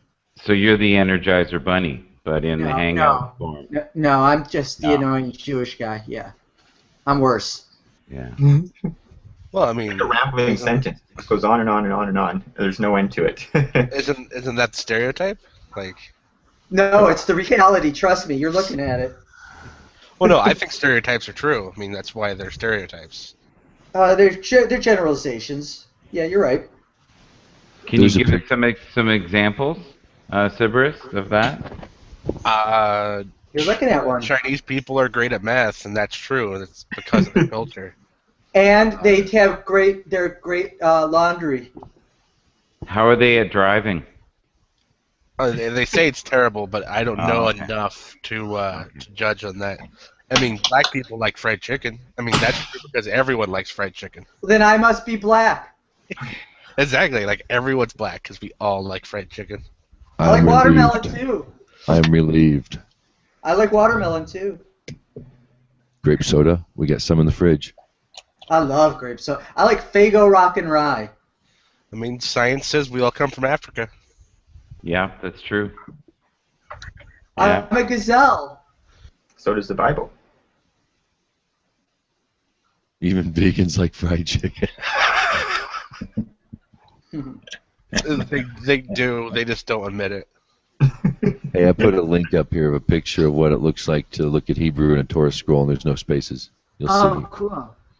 It's just a Where's the string of letters, numbers, whatever, of Hebrew characters.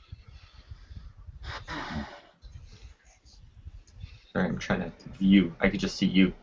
You know what? One day I'm gonna do my Haftorah for you guys. One day, I think I can remember it if I just like brushed up on it. You should go to the Noahide Nexus there, Eric. Like you. No, I should You have a not. lot of questions, and those No, people- no. I don't have a lot of questions. I have a lot of things to say. Yeah, but so they're not questions. They would throw me out. They would throw me out. They would. And justifiably so. Reuven, would we throw Sheik out? Yeah. Reuben knows. Reuven's the producer, so. Reuben He knows. produces. Yeah, Right on his ass. I think Brother John wanted to say something. He kept. Uh-oh. No, no particular. Hi, Mike. How you doing? I'm doing, man. How you doing? I had a crazy day, long day. Got a lot done at the new place, though. We got some floors down, so that's good. Oh, nice. Oh, so you're gonna be in there permanently, huh? I don't know. You don't know. I Okay. don't know. Is You know this what I'm like. office space or home space? This is going to be my daughter's apartment, but she's upstairs right now. So, yeah, we're working on it. It's a progress. You know what it's like if you're renovating. So, Oh, I can one up you. They're building outside my window. They're building condominiums. So I get to, and I work out of my apartment. So I'm Yeah. on the phone, and everybody hears jackhammers going, and guys calling each other pendejo, and So- scream.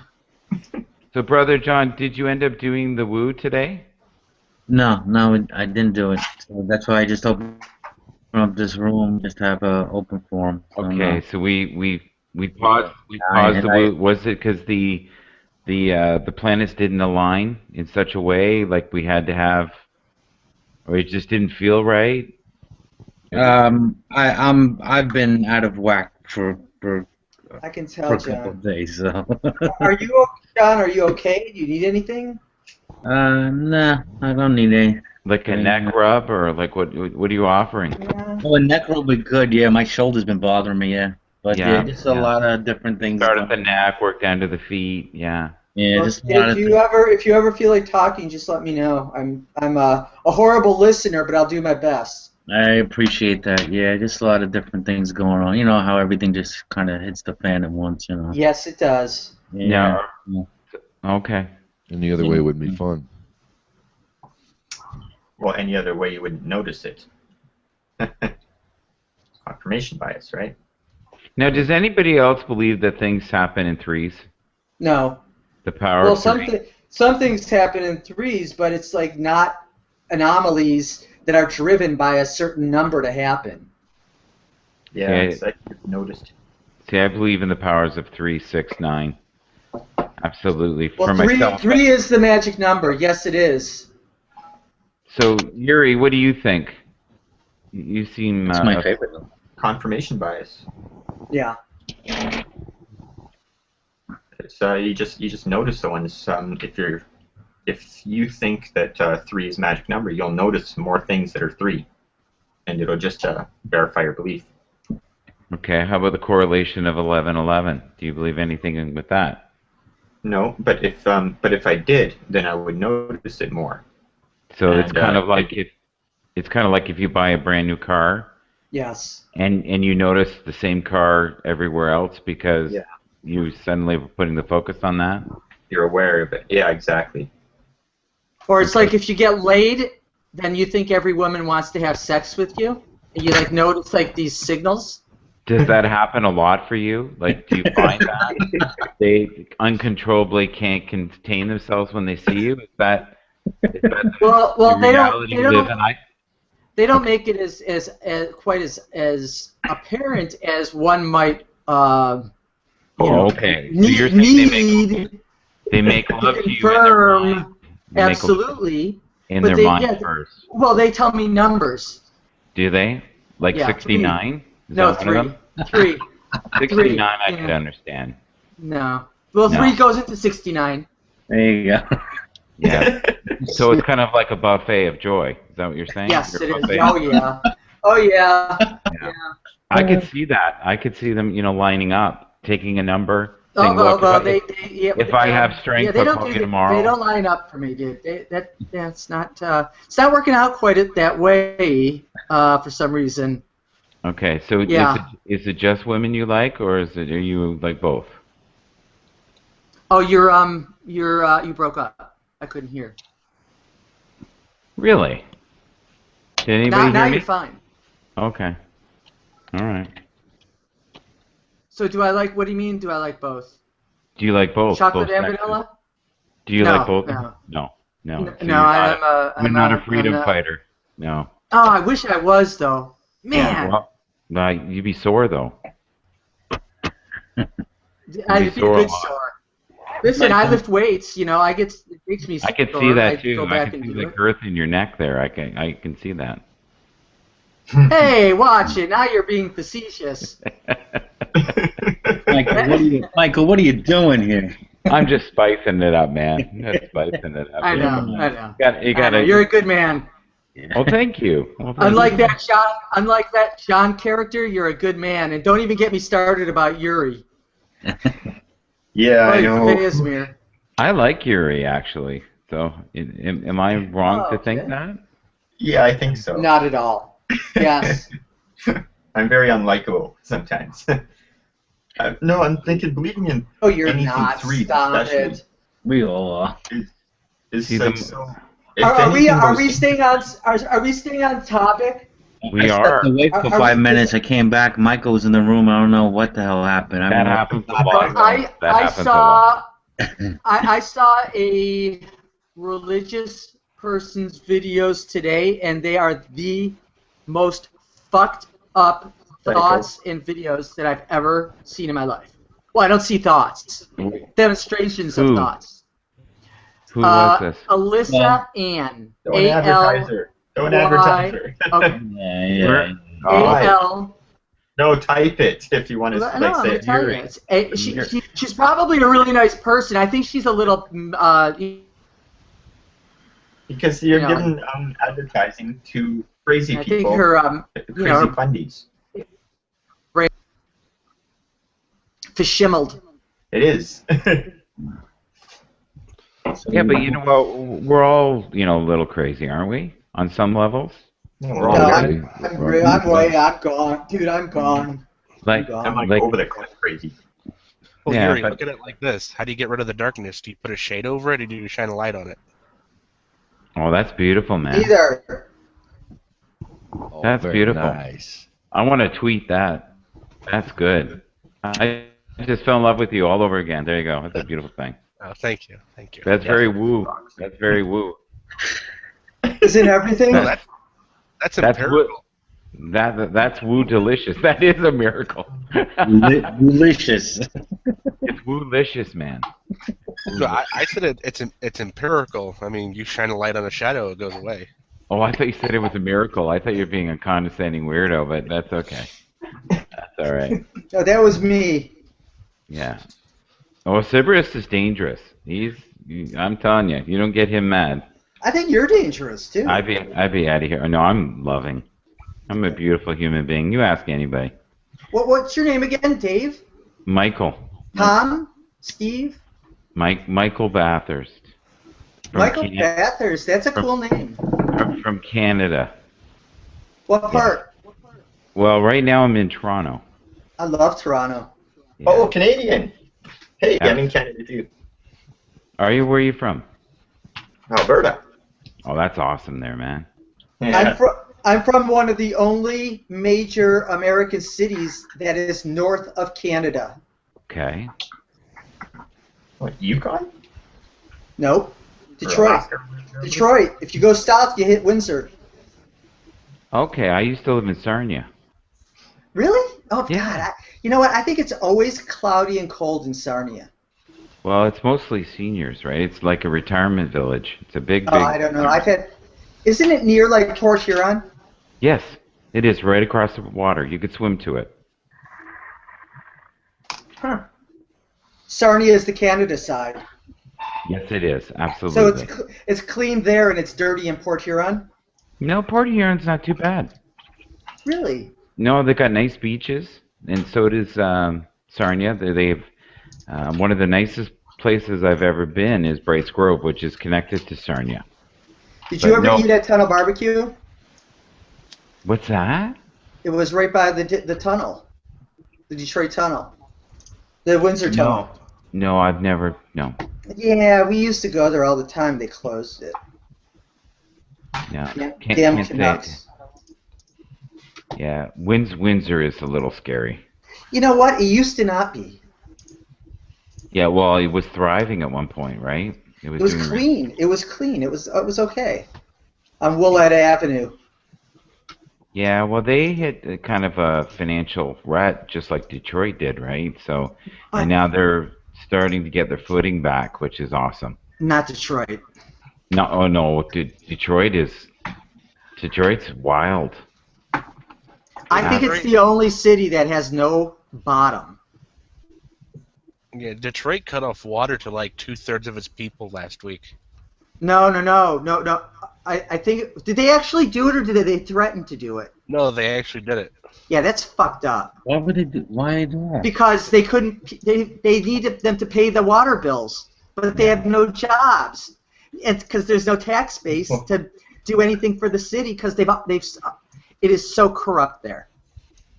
Oh, it has been for years, right? Oh my! I'm 50 years old, and I never remember Detroit being a decent city. No, but this is like crazy. This is No, now it's apocalyptic Detroit. Well, it may work out, but they have to clean house with the old guard that they literally get funding for projects and they skim enough off of it slowly enough that they get to the point where the project goes bust, but to tear it down would cost more than to finish it, and they get more funding. So believe it. That's what happened with the People Mover, which is a disaster. I can't believe that even runs. The People Mover. Sorry, I've never heard of it. Well, it's Detroit has a little tram thing, and nobody uses it. Yep. So, do you think Let's God Paola. Go ahead. I'm sorry, sir. I was just saying the tram was payola. Oh yeah, big time. Coleman Young. Yeah, but there's the politicians, especially in the states, have always got their You know their what? pockets lined, and you know what, the Canada's not much better. You know what? In Chicago, it's corrupt, but everything gets done, and I don't know why it can't be that way in other cities where they have at least some foresight. Yeah, but Chicago would have a lot of revenue. Well, Detroit used to have a ton of revenue. Right, but that's before they got beat out, right? They used to be the Motor City, right? They used Right. to have Well, wonderful things like Marvin Gaye and the Temptations and the right. Supremes and But they didn't see the writing. The auto industry still doesn't understand how to manufacture effectively using really strong, lean concepts. They still make shitty products. How many cars did GM have to recall this year? I think it was like several billion. Million, I mean. Billion. yeah, but don't we live in a society now though they make everything to last 5 to 10 years? Well, it used to be that way with the auto industry. Detroit always did that. Right? You know what I mean though? Like we live in such a disposable society. Like, well, it's planned obsolescence. Here's an example. Okay, this house is I don't know. It's about 80 years old. I think it's been completely renovated in a million ways. But there's an oven here that's by Viking, which was Eaton's, and it's from the 70s, and it still works great, which is hilarious. There's nothing now that I've bought in the last 10 years that will be around in 30. There's no way. No way. Well, there's some things that'll be classic. You will be. You'll still be around. In 30 years, I'll be 80, dude. I'm gonna be drooling into a cup. No way. You'll be enlightened and floating amongst the stars, and looking upon all of us and with judgment. No, I won't. Are you saying he's gonna be dead? Yeah, he does that already. Not from the stars, I don't. No, but from high above. You're like, yeah, well, that's you true. have to look down your nose.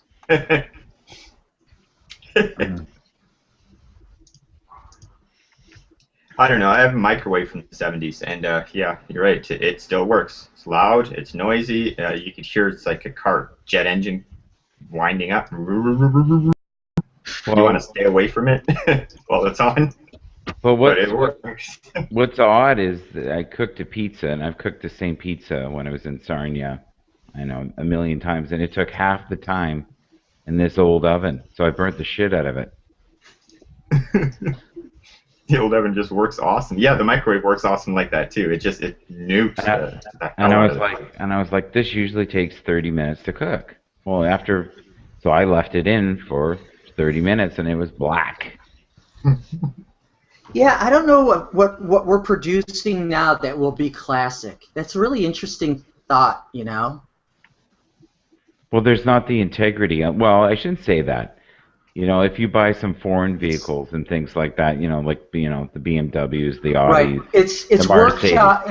It's things that are not built on a production line. Yeah, it's a workshop concept of manufacturing. So there's a company in Detroit now called I can't believe I can't remember. Shinola, and they make bicycles, watches, and it's all within Detroit. It's all Detroiters, and they're doing very well. They have a store now in New York, and I think they're opening one up here in Chicago. In LA, they have a store, and their products will probably they're manufactured to be classics, but they're manufactured to be like collectibles. So they're going to last. But in the States, though, how many cities are thriving? Chicago is. Yeah, no, but and it's the same in Canada. There's There's a handful of cities that are thriving, and the rest of them are either stagnant or limping. There's literally no growth. Now we're in Toronto. It's crazy here, but there is growth. Yeah. And in Your poor mayor, man, he is so tormented by himself. well, crack cocaine will do that. Well, not only that, but now he has cancer. Is he going to survive this? No. I don't think so. But his brother's Your mayor is so cool. I love your mayor. But his brother will step in. Yeah, that's what he is doing. Yeah, his brother will step in. His brother's a little more stable. But you know what? We all love to build people up and break them down, and he's great news. Like he's entertainment. He's G-man. He's G-man. He really is. What the hell is it with G-man? Everybody either slaps the shit out of him. No, we're not going on a G-man beat. Yeah, that's my bad. Where's Rain Campbell? That's what I want to know. That's not happening either. Where's Rain Campbell? Where is he? I'll kick you out, Michael. You'll kick me out? Yes, Michael. You like to... Why do you want to... What is the name of this show? What is the name of this show? God Talk. God Talk. Now, that wasn't very godly. You know, we are supposed to welcome. We are supposed to... If God was talking, he'd be going, John. I love you, John. I love you beyond words. I love you beyond the infinite notion of you thinking that you can control the world. Love is a many splendored thing. It is, and Rain Campbell. The authority, Michael. Oh, I'm not even the authority. I'm not even the messenger, and I'm not even. What does Rain say he is? The Punisher, the. No, now I think he's an atheist now. Oh, he's not. Oh, yeah, yeah. Well, he's on a journey. He's second guessing what he's been taught. Good for him. You know what? I agree with you. Guess what? If he's Willy, if he's an atheist, I'm Willy Wonka. There you go. I'm Willy Wonka, man. Talking about people is boring. People are changed like day by day. Like it's you don't learn anything talking about people. Well, I think he's sort of. I think he's really pissed right now at other Christians, and this is how he's. I think this is how he's presenting it. All right. Listen, guys. My bad. I know, that's your second warning. Second warning? What was my first warning? I think I got the first warning. Yeah. Okay. And so then you got both. Okay, one strike. He's doing mantras there. What was that? Are we going to do this together? Let's gather together. It's boring and it's rude, I guess, behind their back. I want him here. I totally agree with you, Yuri. Bring him in. Strike two, Michael. Oh, come on. I kid you not. I like you, Michael, but I'm tired of the drama. Come on, that was a foul ball. Foul ball is a strike. Did you guys hear about the playoffs today? San Francisco beat Pittsburgh 8-0. Wow. Go get them, Tigers. That's like talking about people. Say another waste of time. Yeah, professional sports. Michael, tell us about what influences you have any certain books or things that influence your spirituality? Oh, there's so many teachers. One of the hot teachers right now is a guy named Pinaj Desai. I love him. He's got a book out that's doing really well. Yeah. And what's it about? Yeah. It's transformation. It's very woo. It's along the Oprah lines. I think it would send most atheists into a tailspin. What do you think of Deepak Chopra? I think he's very full of himself. Oh my God. Yeah, I think he's a bit of a pompous ass. If you want the truth, I have to admit, I enjoyed reading some of his books 10, 15 years ago, but now I don't know. No. What about the other one, Eckhart Tolle? Eckhart Tolle is at least the real deal. He's one of the few guys that lives what he says. But he is, if you want to talk about a snooze fest, we had some snoring. I thought it was chanting. I was getting a little excited, but hey, life goes on. Do you do any mindfulness stuff, or is it more for a reason? More related to like New Age, I guess? For me, I'm more into meditation. I'm more into That's mindfulness. well, yeah, that's an interpretation, though, right? No, that's a major part of mindfulness. Is meditation. It's the core of mindfulness. Yeah, depending who you read it from. I've right? never heard anybody say that it wasn't, but you could be right. You could be right. But a lot of Totally Show Jim Trungpa's book, Meditation Through Action. Totally doesn't mention meditation in his mindfulness. He talks about it just presence. Yeah. Well, that's okay. I could understand that. That makes sense. Being aware of the present. See, I think the day of the guru is gone. I hope so. Yeah, I really do. I think more and more people are realizing we're all interconnected. You know, I just couldn't take a guy seriously whose name is the Bhagwan Sri Rajneesh. You know what, though? It doesn't matter what book you read. You're always going to find a couple nuggets in there that you can apply to your own life that'll bring your life a little bit more stability, or maybe even put a couple bucks in your pocket. You know what? I have more self-help books than have ever been published. Shut up! I do. And that means you wrote a bunch of your own? No, but Listen, you know what? I've heard the ones that he has written, right? And he's read. They've all been very well received. I would. I'd like to talk with you sometime about books, because I think you probably have books that I would find interesting, and I might have books that you would. Look up Panache Desai. All right. Desai. Yeah. Pinoche. Yeah, like panache.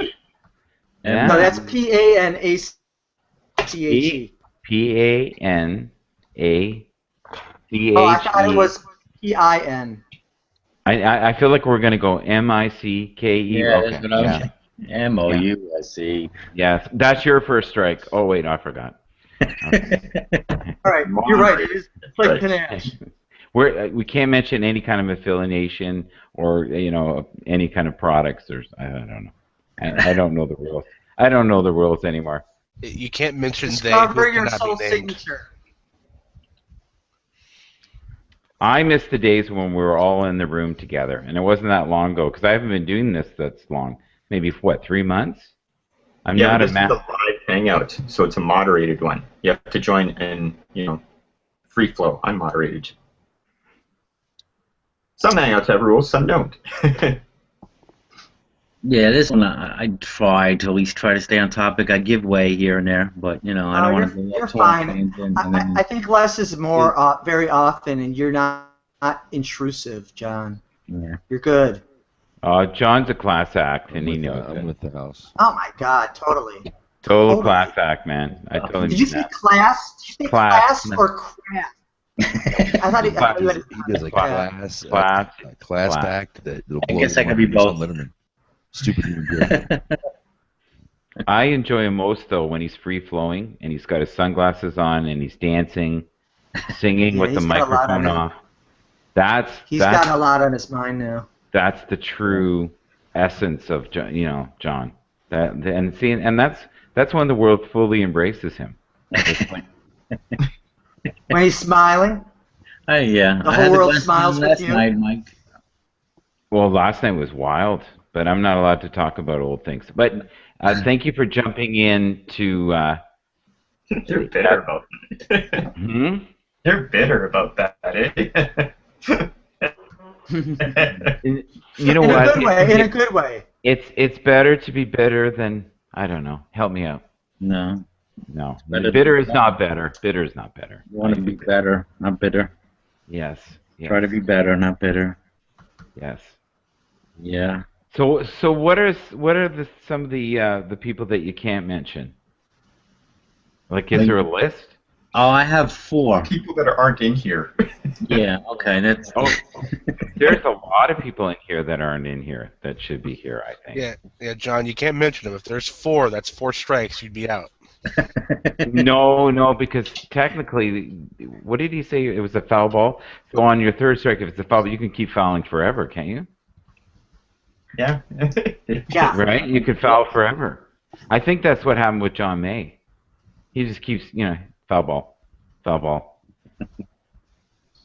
Yeah, and I love John May, but he doesn't do God talk. I almost called it dog No, talk. he was here very briefly. He was here for a little bit. Yeah, yeah. So what do you want to talk about? we've been all over the map here for the last couple hours.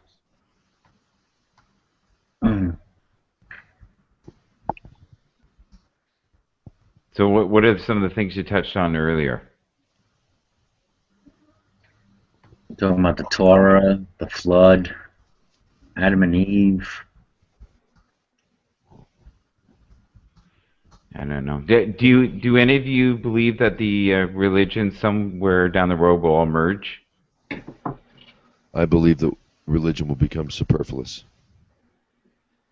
I think it already is becoming that way. Mm-hmm. I can't imagine they'd merge.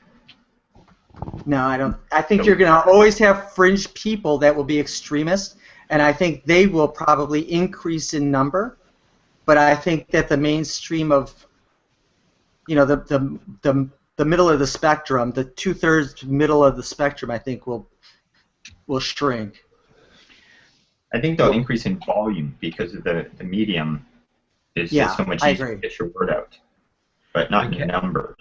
Well, I think it also depends on how society is. If we're living in a time of greater duress, then it'll probably be louder. So, I think from my perspective, I mean, it's only going on by what I'm seeing on the internet and these hangouts and stuff like that. I think Christianity will be the first religion to really be, over time. It's very early stages now, given with the internet and the information that we're getting out there now. I think it might take probably 2 generations, maybe, that I would see a dismantling of Christianity. Totally disagree. Well, totally disagree. I don't think it. I think what you're going to see is how do you say this in a nice way? There will be individuals that will evolve, and there'll be a higher vibration, and that's why I'm saying about the merging. And if you're talking a couple generations, right? So what are we talking, like 60 years? No, I think he's talking longer than that. Yeah, I would say about 50, 60 years, yeah. Okay. So, so I think in that time, there will be more merging. I think, though, you're going to see more dramatic. I think there's going to be, and you see it already now. Like, if you look at the world in the 50s, it was more middle stream. The things that were horrifying were like Elvis, right? And rock and roll and stuff later. Yeah, like that's nuclear war. Whoopee. Yeah, and endless war. Yeah, true. But good one. I don't think you're going to see religion being as intricate in people's lives as it was. I see people walking away from it now all the time, especially this generation, the young generation. Like my daughter, it's almost like they wiped their hands of it. Well, that's what I'm saying. That's what I'm trying to say. And I think Christianity will be the first one to be that, people wipe their hands of it as more and more the information gets out there. The myth is, dispelled. I think it's going to be an active awe. I think it'll be it'll evolve too, though, to meet the need. As my daughter says, it's a washed down version now, and that's part of the reason she doesn't like it.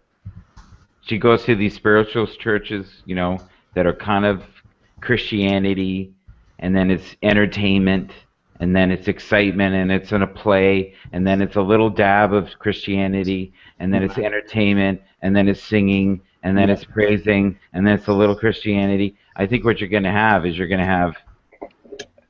spiritual churches that, there's a little bit of Christianity in it, 5%, where my daughter wants it to be 95%. Screw the entertainment. And that's why people come. They're entertained, and especially the one I used to go in London. They were phenomenal. Great singers, great plays. you know, it was a nice outing, right? But it was, and just a sprinkling of, you know, God is good. Yeah.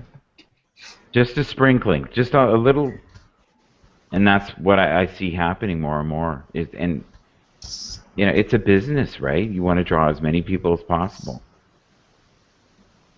So then, do you think more and more people will see that for what it is and then leave it? Well, you know, we got a lot of free thinkers in here, right? We've got a lot of big egos in this room. So we got some people here that can, you know, decipher bullshit, right? Most people just go, hey, Betty and Joe go, and Phil and, you know, brother John, just don't mention anybody's name. And, you know, that's a great church. Well, tradition too plays a big part. If your parents are going to go, then you're going to go because they're going to drag you there, right? And then you grow up and you just don't think about it and you just go. Right. And that's why I think in a couple of generations, as others are leaving the church, you know, like I was raised Catholic, so left the Catholic church. People like who change their mind, who get deconverted, and then they have children. That's what I'm saying. I'm giving it a couple of generations for it to, that I think maybe not totally dismantle, but I mean you're going to see very low numbers. No, I think the numbers will go up, but it won't be remotely Christianity. It'll be under that umbrella, but it won't. It's exactly what my daughter says. It's watered down. Can I say something? You can say whatever you want. Okay, I just didn't want to interrupt. There's a few things I think need to be taken into account. For one, at least in the Western world, and this may actually account for some forms of other non-Christian religions, but it's especially true of Christianity, that a lot of sects that are already existent and new ones that are forming are becoming progressively progressive. I mean, there's a lot of that kind of stuff going on, sorts of things that are kind of emerging. As well, there are a lot of people who have in the past been kind of considered unaffiliated, which generally is used to describe, you know, like a lot of secularists, atheists, agnostics, but there's a growing group of people who would consider themselves spiritual but not religious. There's a lot of those people who would just label themselves as spiritual. They may have a variety of different beliefs. It may be a sort of implicitly eclectic, but they may have some identification with existing religious tradition, maybe what they had. And so it's difficult to kind of quantify, but you're seeing a lot of that going on as well as, you know, people turning to atheism or agnosticism, as well as alternative spirituality. You're seeing quite a bit of that as well, largely because of the internet, and people have more access to alternatives they wouldn't have even had 10 years ago. So I think what we're actually probably going to see within the next few generations is more plurality of belief and non-belief, if you ask me. Kevin, do you do any preaching? Like, are you a minister at all? No, not at all. You should. All right. No, you should, man, because you got some potent stuff there. Well, and it would work mainstream. It may not work in this room, but it would work mainstream. I don't have. I could see you making some major money. I don't have it. I'm not. I know you're not. I know you're not. People have told me that before. No, you got it. You got it, man. You got what my minister's got. Whatever that is, you got it. Storytelling? No, he's convincing. Like I think he could sell me shit on the side of the road. Hey man, come here, man. You want to be saved? Come here, man. No, don't look at him. No. Okay. Brother John, yeah, don't mention any names. But come here. Come on over here. I got something for you that will rock your world. I do. I got some good shit to smoke here. It is spiritual shit, man.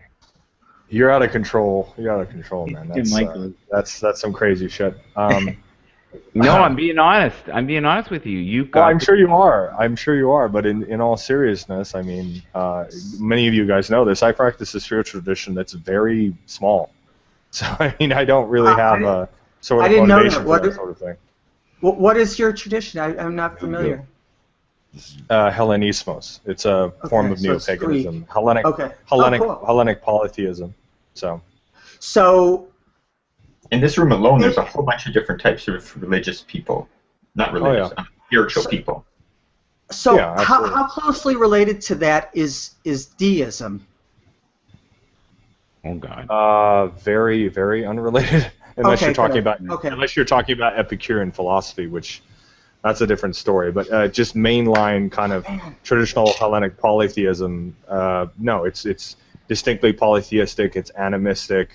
It's very, very different. The gods exist. They have distinction from one another, and they're immanent within the universe. There's less of a sort of clockmaker idea with deistic ideas. With polytheistic ideas, it's far less similar to deism, which is obviously a sort of secular kind of theism. So what about pantheism? I said the same thing. I just don't know the flavors. I mean, there seems like there's so many flavors, and you're pantheist. Kevin. They have all specific qualities. Kevin, can I talk to you just for a second here, man to man? Okay. What was the trigger in you to make you read so much into religion and deep? Like, you're a deep thinker. Like, your oceans run deep, especially when it comes to spirituality here and whatever your form is. Like I'd read your book.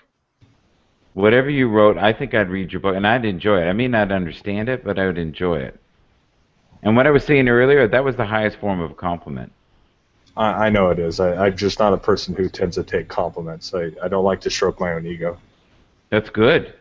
But that's almost opposite of. That's almost doing exactly that. You're stuck, dude. That's it.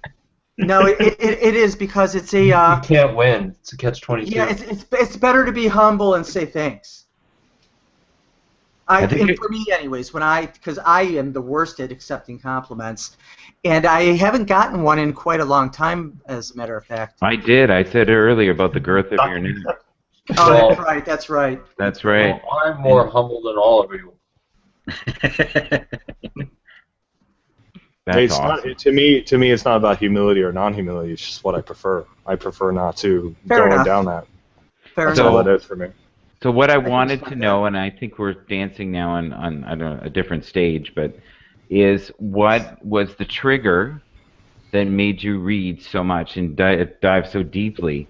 Was there some unresolved issues within yourself, pain, family issues? You don't have to share all this on air, but just I can sense there's deep rivers there. You're also very polite. I like that. I do too. Thank you. There you go. You did it. See, I knew it. I knew it. Thank you. My bad. It's a little complicated, but I can sort of give you a brief summation. Okay. I was raised Catholic, fairly traditional household, but it was a very very accepting, very kind of affirming household. I mean, there's little things here and there about Catholic theology or whatever that was a little abrasive and was difficult.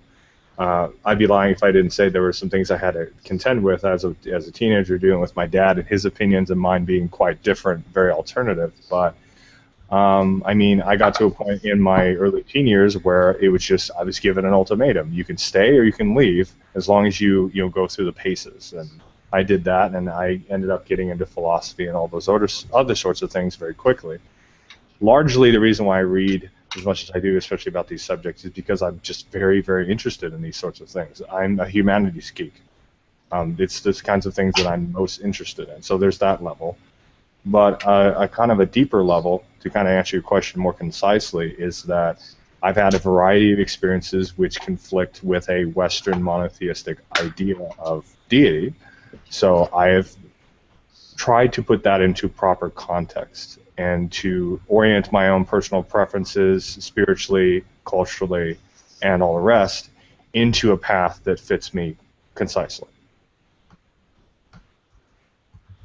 Okay. How do you get along with your dad now? Oh, we get along quite well.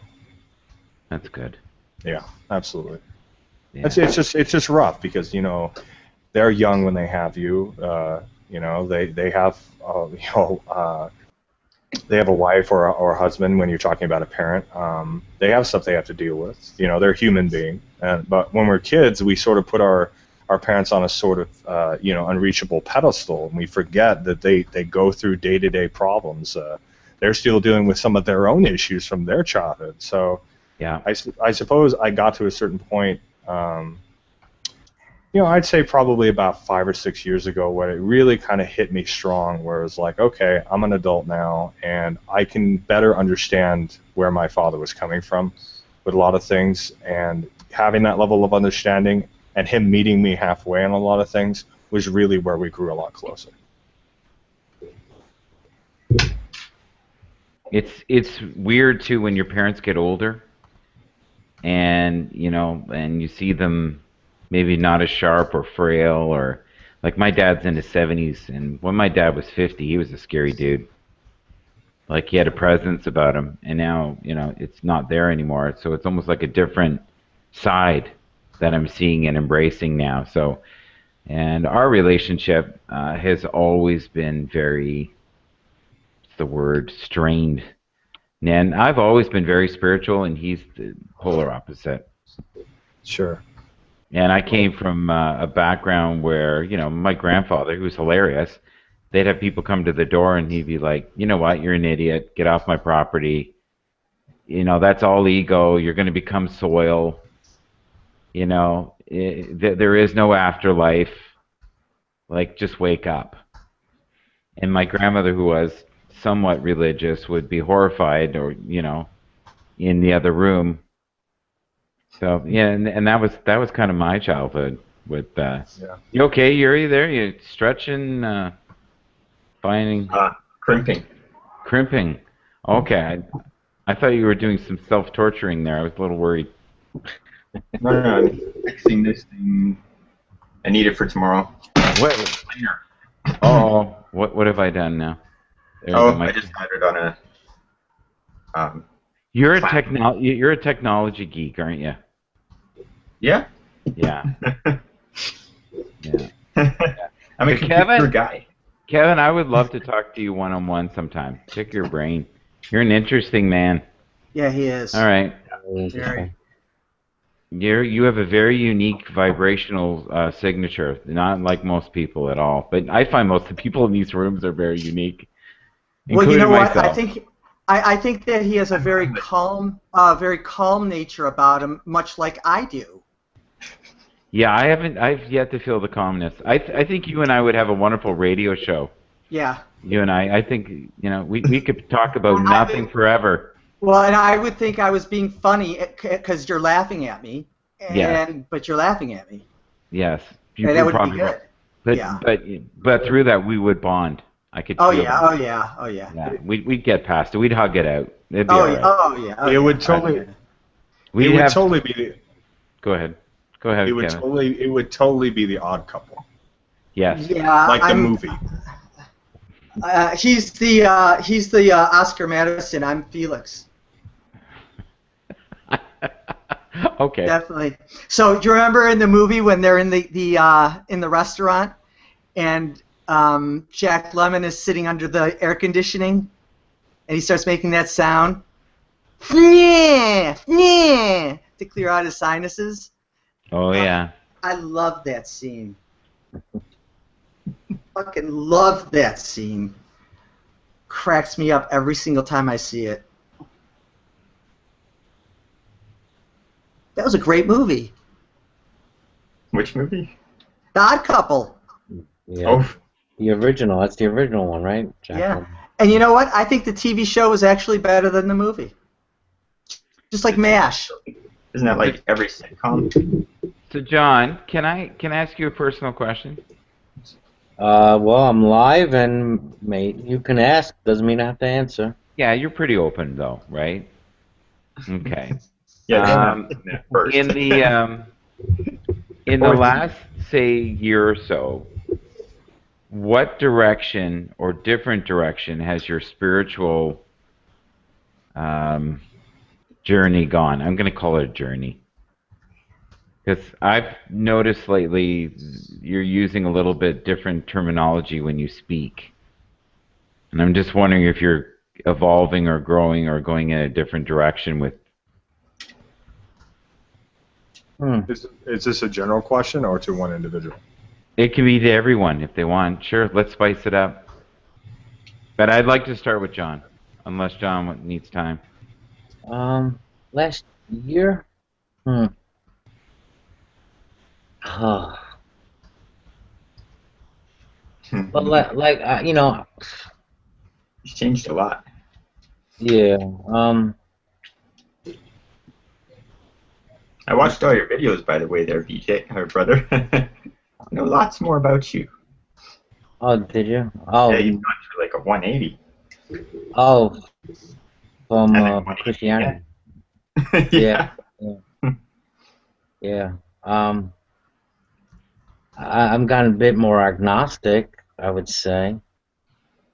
You know, I'm sorry, Michael. Maybe someone else should answer first. 'Cause that's a difficult question. I'm trying to now recap a whole year here. You're putting What your was head the around. question again? What was it? You wanted to know how I was, I guess, evolving spiritually over the past year. Yeah. Now, how, what direction That's a your good spiritual question. journey is going. What is a spiritual journey, though? Wow. Vision quest. Well, I guess I'm trying to just learn to be more and more present, more and more in the moment. That's just basically where I'm trying to be. I just trying to dig day by day and be the best person I can be.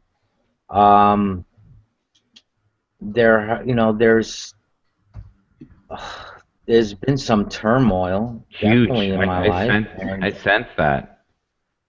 And I think the next year is going to be quite interesting. But you've been you've been really tested, haven't you? Emotionally, spiritually, financially, the whole gamut. It's like you're being stretched in several directions. Yes. That's very insightful of you. Yes. Yeah.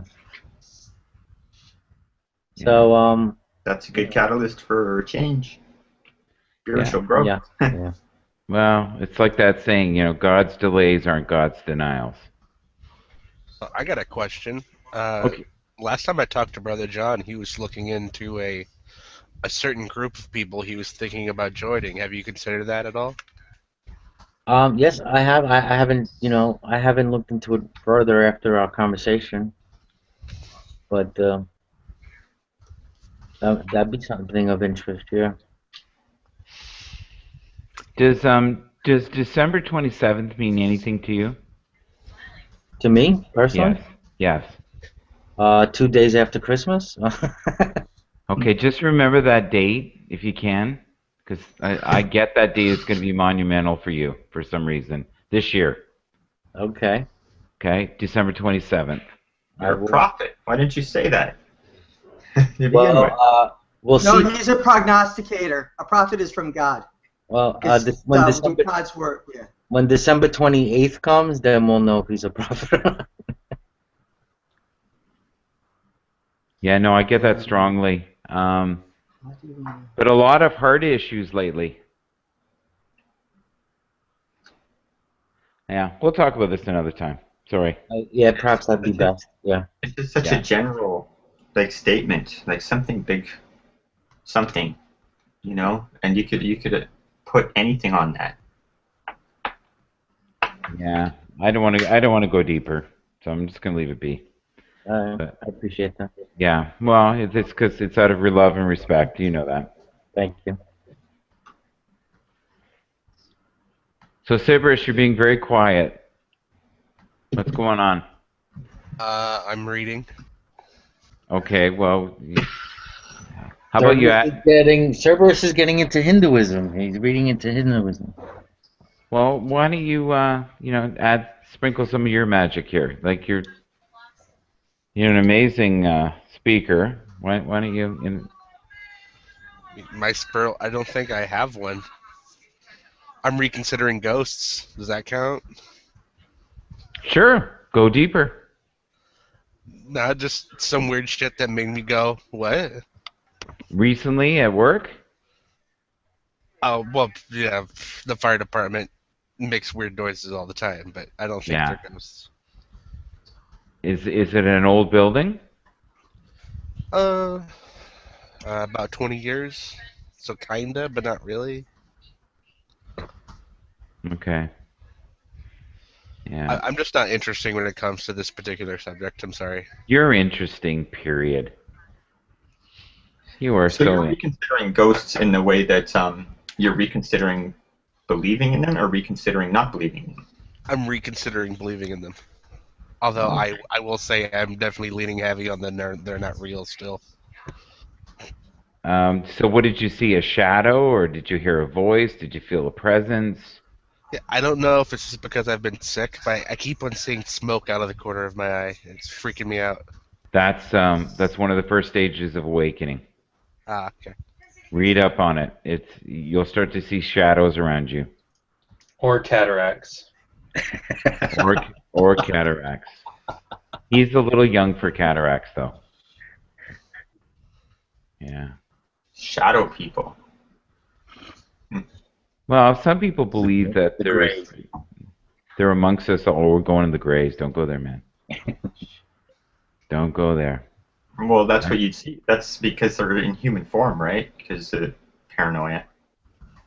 You might see shadows, but you'll make them into human form, so they're shadow people. Go deeper, Yuri. Just human paranoia. It's where Mothman prophecies and all that sort of stuff comes from. Do you believe in that? So I believe it, not particularly.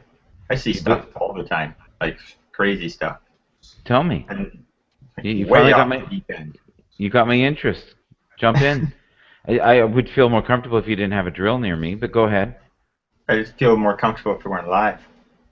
Oh, okay. You don't want to share. Yeah, I'd share. Maybe not to the whole world. You mean all 45 that watch it? Is that what you mean? When John publishes it, there's an unknown amount that'll watch it. Yeah, but isn't there a digital signature in anything that we do, right? Like, 'cause all it takes is one of us here recording it, right? And then we can take a little snippet of it. It's true. Yeah. Yeah, but I trust you. Oh, that's good. I wouldn't trust, other people that say or related to me watching this. Well, can I give you a quick little story that I had that affected me? Yeah, okay. Because I don't mind sharing this. There was a house that I was looking at many years ago, and I wanted to purchase it. And I looked up the stairs, and I saw a shadow of which looked like an Italian woman. And from her came the words, "You can have it if you wish." And I went, "What?" But she didn't say it? She said it. "You can have it if you wish." Now, I don't know if I, telepathically got it or whatever it was. Can I interrupt for a second? Sure. My neck is not. I don't girth. No, it's not like a girth thing. It's like it's muscle. What the hell? Oh, you said it. All right, forget it. My bad. I thought you were going to be on topic.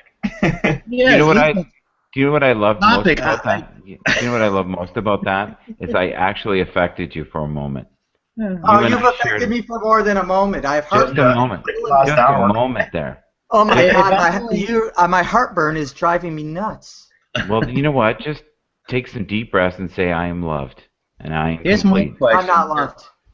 Okay, so I'm fairly tolerated, honestly. Okay, so let me finish the story. It'll be like another minute or so. So, well, since I'm going to take advantage of this interruption, well, Michael, if I was going to ask anything, I want to know, how do you know the shadow of the woman was Italian? That's what I want to know. She looked Italian to me. And she smelled of garlic.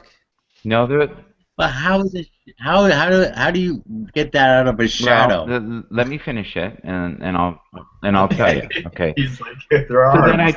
So then I was crazy enough to tell my agent what I'd seen, And my agent looked at me like, I was smoking crack. I was a meth dealer, something. It wasn't good. So I said to him, I saw this lady. She said, I can have the house. He said, well, first of all, there's a conditional offer on the house. There is no woman that I know of that has ever lived there that is Italian that meets your description. So you're way off this time. I don't know what's going on with you. So I said, okay, well, be that so. I'm going to put an offer in. Fine. So about 2 hours later, I get this call from this girl, and she goes, describe the woman you saw on the stairs. And I went, who are you? She goes, I'm the daughter of that woman. And I went, tell me what she looked like. And I did, and she started crying. And I said, I really like your house. Can I have it? And she goes, you know what? If you want it, you can have it. And I bought the house. True story. So you live in a haunted house? Oh yeah, I did for a while. Oh, it's not the same house. No, Did not you have that. any Yeah, strange? there's no activity here at all. It's very peaceful here. It's wonderful. But No, in the house you were describing, did you experience anything after? all the time, all the time. I later found out they didn't tell me. The one individual that was there almost died in the living room, and he had been suffering for 5 days and dehydrated by the time they got to him. Terrible way to die. Mm. Oh, and he didn't even die, so he suffered even more. Yeah. So when he did pass, the night he passed, I was on the shitter of all things, and I saw him, or I saw a shadow of what I thought to be him, and I don't think he saw me, but he was walking around, and I said to my wife, I said, I think he passed on. And she goes, oh yeah, whatever. So we later found out through the neighbor that he did pass that night. I think he went looking for his wife. That's what I think. But I don't know. You know what? We don't get to fully know until we pass on ourselves. Right? I don't believe any of it. I just don't believe. I mean, if you're right, that's great. I'm whatever. I can't seem to get my hands wrapped around it. My head wrapped around it. But that's great. You know what? And that's fine. Yeah. Like not everybody's going to have the same brand of cuckoo, right? Like everybody sees different things. But with Sybaris, we were talking about shadows, and I've been seeing shadows for years. But I think as you become more and more sensitive, you see that. Hey, Joseph. Joseph, how you doing, buddy? I'm doing good, but I'm on a 4G connection, and you guys are through my car speakers. So if I'm echoing at all, please mute me. You sound good. You do sound good. So go ahead. I'm sorry. You can ask me anything you want. Go ahead. Are you an entertainer? You said you're an agent. Yeah. Well, what is it that you do? Oh, real estate agent. Oh, okay. Yeah. Oh, so your agent is the real estate agent. I thought you were like an entertainer and had an agent. No, I sing a little, but no. I do too, very badly. Not good enough to have an. Very goodly. I sing deadly. Michael is entertaining though. But constantly in trouble with Brother John for name dropping. But Michael, I want to tell you something. I think it's very interesting that you ask these questions, and they are not, and you're not judgmental of them. And I think that's really cool. Go deeper. No. Yeah, withholding judgment. It's that simple. You withhold judgment. You're actually curious about what people are saying. I love people. Right. Wow. See, I'm on the same board as Sheik here. I don't believe in anything like that, but the minute it happened to me, that would change and blow my mind. Right. Yeah. But part of it is you have to be open. But Michael, let me ask you this. But it Michael. doesn't happen. Ooh, I'm sorry. Go ahead. Go ahead, Joseph. Let me ask you this, Michael. The first time this ever happened to you, didn't it freak you the hell out? I was like 5 years old. Oh, wow. I was 5 years old. Yeah. The very first time it happened was in an apartment my parents were renting, and I saw, this is wild, I saw Chinese people This is you want to hear crazy. Chinese people with white T-shirts running down the hall screaming, right past me and through me. And I asked my dad about it, and he said, "Don't bring it up again." And I said, "Why?" And he said, "Just don't bring it up again. You don't need to know. Leave it alone." So then, some many years later, I found out that in that apartment there actually had been someone murdered who was Chinese. So yeah, so it's gone on. Oh, I hear screaming right now. What is? I wanted to ask Doug. He mentioned in the chat that his friend bought a house that a woman committed suicide in. Yes. Did he experience any strange things being in that house? No, he just got a really good deal on it. Okay. Yeah. See, there's residual energy and stuff like that, and you have to clear the energy if you're lucky enough to. But some people draw it to them, right? Has anybody ever watched the Long Island Medium? No. No, I think it's a bunch of it's just a joke. Yeah, I saw the advertisements for. I'm like, this is ridiculous. I saw once a friend of mine got me to do this clairvoyant lady or whatever the whole bit. We went and saw her, and she had details that she either got it from me. She was like a mentalist and got it from me, which is just as in impressive to me, or she did get it from another source. But either Okay. way, I was completely blown away. She started bringing up super intimate details about myself in front of people that I didn't really want to know, them to know. But in the same instance, I was like, wow, how did you do that? So you either got it from me some way. I'm admitting this to you through some way. But she had names. She had my grandfather. She knew what my grandfather did in the war. She knew it was weird. And I mean, and it was like dead on, bang, bang, bang. Like, I and have she was, another question for you, Michael, when you get a yeah. chance. Go ahead. So, my question is, do you think that this energy that you believe in will ever be quantified by science? Do you think it'll ever be measurable? Well, there's a man named Greg Braden who is Greg Brady? Greg Brady? no, No. no, he's not from the The Brady Bunch? no. Greg Braden. Do you ever notice how much he looks like the father now? They are twins. Well, there's a reason for that, eh? Yeah. Yeah. Genetics. People say I look like my dog, so I don't think they're talking the same thing, though. Back to that. Go ahead, Mr. Brady. What's his first name? Greg. Greg Braden. Okay. And he has proven that energy from our bodies emits out far beyond us.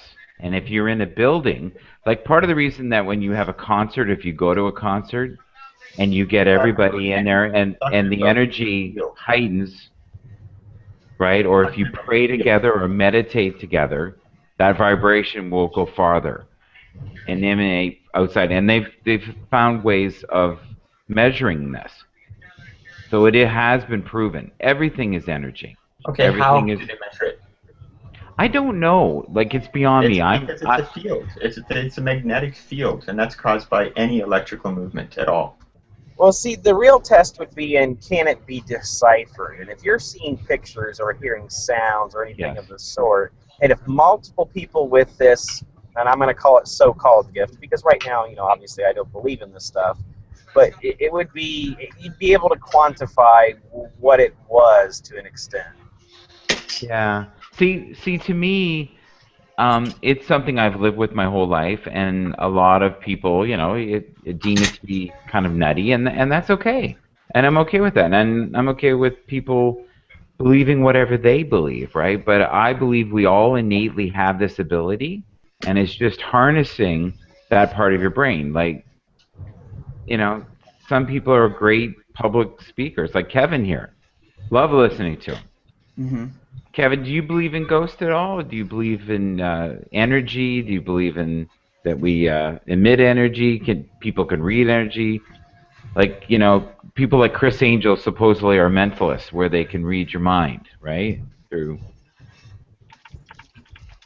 I recognize the assistance of shades, and I do recognize that there are abilities, divinatory in nature, spiritual in nature, that people may possess, but I have sort of my own trappings with regards to that, so I don't place a lot of stock in many of the sort of New Age concepts that have been ascribed to that, because I feel that they are not inherently indicative of those experiences. They're more of a sort of methodology to explain them, which is more modern and has its own kind of history and tradition to it, largely rooted in a lot of theosophical and spiritualist kind of contexts. You know, Kevin, I have a question for you though. Isn't there? What is? I could be wrong. What is the condition? And I think it's like a physiological condition whereby people identify colors or identify a sensory information from other behaviors, like a different sense, like colors from sound or smells. There's a term for that in neurology, and it's usually indicated in use of psychoactives, most especially hallucinogens.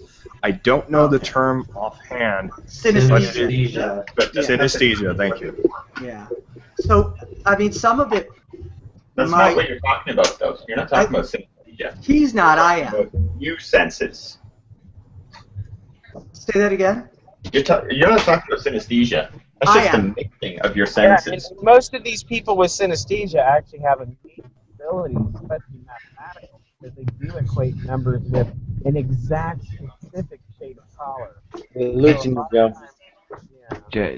Joseph, you're fading into the depths of beauty. Oh, I'm sorry. Yeah, it's okay. Yeah, it reminds me of my old internet. We're going into the abyss. Yeah, and the abyss is a wonderful place. I'll be back to my shop in about 3 minutes. So. Oh no, you can hear you now. No, it's okay. We'll wait for you at the shop, and then we'll get the full glory of you. And that's what you're talking. Hey, Michael, I shaved, so I look completely different. Okay. That's awesome. That's awesome. Soon we will see the unshaven Joseph. All the women out there, hold yourselves back. The hunk of burning love is coming around the corner in 3 weeks. Not only do we have girth of the neck, we now have the unshaven Come Joseph. on, man. Now I'm going to be all self-conscious. Oh, Jesus. Don't be self-conscious, man. Well, be proud. Be proud. Okay. Be proud, man. Yeah. My neck has girth and yours doesn't. How'd I do? That was so mature. I loved it. I know. Yeah. Thank you. 50 years old, baby. 51. Without You're 51? the baby. Yeah, without the. Do you want to see closer? Go deeper. There you go. I think I was surfing there for a second. I don't think either of us look our age. Some days I think I look 81, to be honest with you. Well, people tell me I don't look like I'm a day over 49, so. But that's good, and I'm not going to be 50 till Tuesday, so. Actually, the brother John looks great. I've never seen his face. I go on camera. Okay, someone's Joseph, you gotta mute him. I'm gonna mute him. Yeah, I'm gonna mute him. You gotta mute him, man. Sorry. That's okay. All right. I felt like I was on the subway. Yeah. Okay, so we lose topic here. It's like we have the. Yeah, that's what I was just gonna say. Because I'm interested in hearing what you guys want to talk about. It how do you say anesthesia? Synesthesia. And I actually am pulling it up on Wikipedia right now. Thank you. Here, it's. My girlfriend has it. I get that all the time. It's very common. Well, probably in degrees. I don't know if it's as distinct as it might be very common, but I think it's probably rare to be very distinct. And I think a lot of times people get it with smells. Yuri, I want to hear what you're going to say. Go ahead. Have your drink. You were about to start, and then you got plowed over. By me. About synesthesia or about Whatever energy? you want to talk about. I find what you say very interesting, so keep going. Well, thank you. Hold on. I was just going by what Eric was saying earlier. He was saying there's a synesthesia of a new senses. Like you can develop a bit of a telepathy if you're very intuitive or you're in tune with the person that you're dealing with. You can develop an empathy that can't really be pinpointed scientifically. Is that what you were talking about, Eric? Compensation? Do you mean like you can train it? No, like it just happens in certain situations. You develop a kind of a cognitive awareness of something that you weren't aware of before, and you can use that awareness in that instance, to learn something. I thought that's what you were talking about. It's not the mixing of senses. It's just like developing a new sense. Like when I hear certain songs, I swear to God, I can smell. Oh, I don't swear to God. I don't believe in God, but I'm honest when I say this that I can smell marijuana. Happens to you a lot too, eh? Oh yeah. Well, no, it doesn't happen to me a lot, but with certain songs from like, when I was a kid. And now, is that maybe just a correlation? Right? It probably is, but I'm wondering if that's what synesthesia is. A correlation. Synesthesia. Right? Yeah. As I get older, though, there's certain days I love listening to 80s stuff because the world in the 80s was, I think, a happier place. What do you think? I don't think so. Yes. Well, it was for me. In my egoic. When it comes to music, yeah, love the 80s. Elvis Costello, Talking Heads. So if your mind forms, or Flock like of when you're young, Seagulls. your mind is forming, and the music you listen to has a great influence on the way your mind is formed. So you're gonna like it. It's gonna be, anything from your past. Say the street you grew up on, or the city, or the weather, or the mountains, or whatever that was in your past. That's gonna be a big part of your life as an adult. Even if you move away, you're still gonna like that stuff. But okay, we're getting a little bit off topic here, but what I was trying to do is the correlation between, we have things that are triggers within us, right? So when he listens, like, for Brother John, if he listens probably to Bob Marley, right? Could You Be Love? He might also smell certain things. Feel Irene. Well, there are songs that will they'll definitely trigger up memories. Yes. Like a flashback. You remember the song True by Spandau Ballet? Yes. Okay. Great song. Yeah. That was a song I remember dating, a woman back, high school. Yeah. I'm sure if you look that up, it's probably not synesthesia. Memories are really, smell is really connected to memory really well. Sense. Yeah, that makes sense.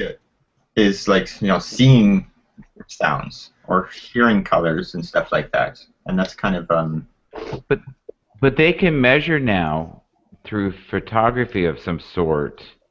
Functional auras of people, right? Like we're talking about energy earlier. No. In a sense they can. I mean, in a sense they can. The electrical activity in the brain and the blood flow will register as a level of activity in like a functional MRI. Mm-hmm. And they don't measure the energy. They measure the field created by the moving particles, electrons, basically. Calling it energy is a very woo because there's no definition of the energy. Would you say that's woo-alicious or just woo? Just woo. Woo-tacular. It's woo-tacular. Woo-tacular. I love that. My keys in my car. Ah, fuck. God damn it, I hate that. Pitch black. Son of a bitch. Do you have access to your car in a different way besides breaking the windshield or the window? Do you have an extra set? Side of the shop that's also locked. There's a key at home that's also locked. All right, I'll be back later. I got to call a friend. Ah, fuck. Sorry, dude. On his phone. That's the main thing. Yeah. Yeah. See, we were so unbelievably entertaining. He lost his way for a moment. No, he's just out there. I'm sure one. Too bad Oh, he can't open. Too bad he can't open his car with his phone. Oh yeah, well, There's an Oh yeah. yeah. iPhone 6, man. Really? Gucci? Yeah. Or the iWatch or whatever. What do they call that thing? The iWatch. Is that what they call it? No, I forgot. The iTime, the iWrist time utility mechanism. That's catchy. It's catchy. It is. Do you talk in your sleep? Do I talk in my sleep? Yeah. Do you? I would be surprised if I didn't. I really would. Like, are you a peaceful sleeper? No. Okay, because your energy. We're talking about energy, right? Right now. My energy is chaotic right now. It's like this. It's like everywhere, right? Yeah, where Kevin's is kind of like, right. I'm not focused. Yeah, and that's a compliment again, Kevin. Yeah, and Yuri's energy is similar to mine. He's just not as animated, but he's calm, but he's not falling asleep on us here. His mind's thinking. Mike, part of this is because I'm an insomniac, and it's fucking with me. See, I thought it was from all the women you service. Well, maybe that's what I meant by being an insomniac. Maybe it's, not the insomnia. It's all the, You and I should talk about moderation, though, in all things, right? You know what? I work on that. Even though you bring people such pleasure, you sometimes have to know your limitations. There's times that I'm much more aware of it when I'm more rested. Right. So if you were to meditate, right now would be good. You could calm that mind of yours, right? Very much, yeah. I'm kind of enjoying the energy though because I've been so tired all day. Now, when you talk to me, do you find yourself calmer, or do I get you crazier? You don't get me crazier. I think we play off each other fairly well, to be honest with you. I think we should have our own show. I think people would just listen. Do it. I think people would listen. They would. Yeah. But I'm not always this animated. I mean, if you ask Yuri or Brother John. My only fear is I don't think our guests would ever get a word in. What guests? The guests we'd have on our show. There would be no guests. I'll be the guest for every show. Yeah, but you're the star of your own show. That's not good. Ah, shit. Yeah. See, you know what I mean? Yeah. You know, they wouldn't fully understand the glory of the man. Well, then you know what we need? We need a director, not an audience. I don't think you could be directed, buddy. Oh, yes, I can. I don't think you could be contained. No, yes, I can. You're like the sun. No. Oh, well, I did. You know what? And people have called me son. I believe that. Yeah. I know. That's his mother. It's called intuitive. Yeah, it's because I'm so bright. Well, you're definitely luminous. Definitely something. Yeah, I'm all over. I know, I'm like spastic too. It's because I'm literally exhausted. Yeah, but you know what? But there's a euphoria in that. I bet everybody in this room has been through that. Some of the happiest, craziest times of my life is when I've been sleep deprived. You know what? I feel that's part of the reason that I don't want to meditate right now.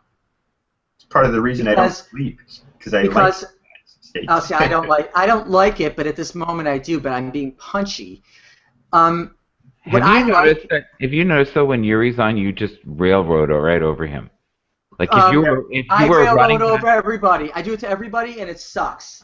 Yeah, like if you were running back, you just trucked right over him. Yeah. Yeah. But I fumble. Yeah, like do you remember Ed? I think his name was Eddie Campbell or something, and he used to Earl truck right Campbell. over. Earl Earl Campbell. Campbell. He used to truck right over people. I loved it.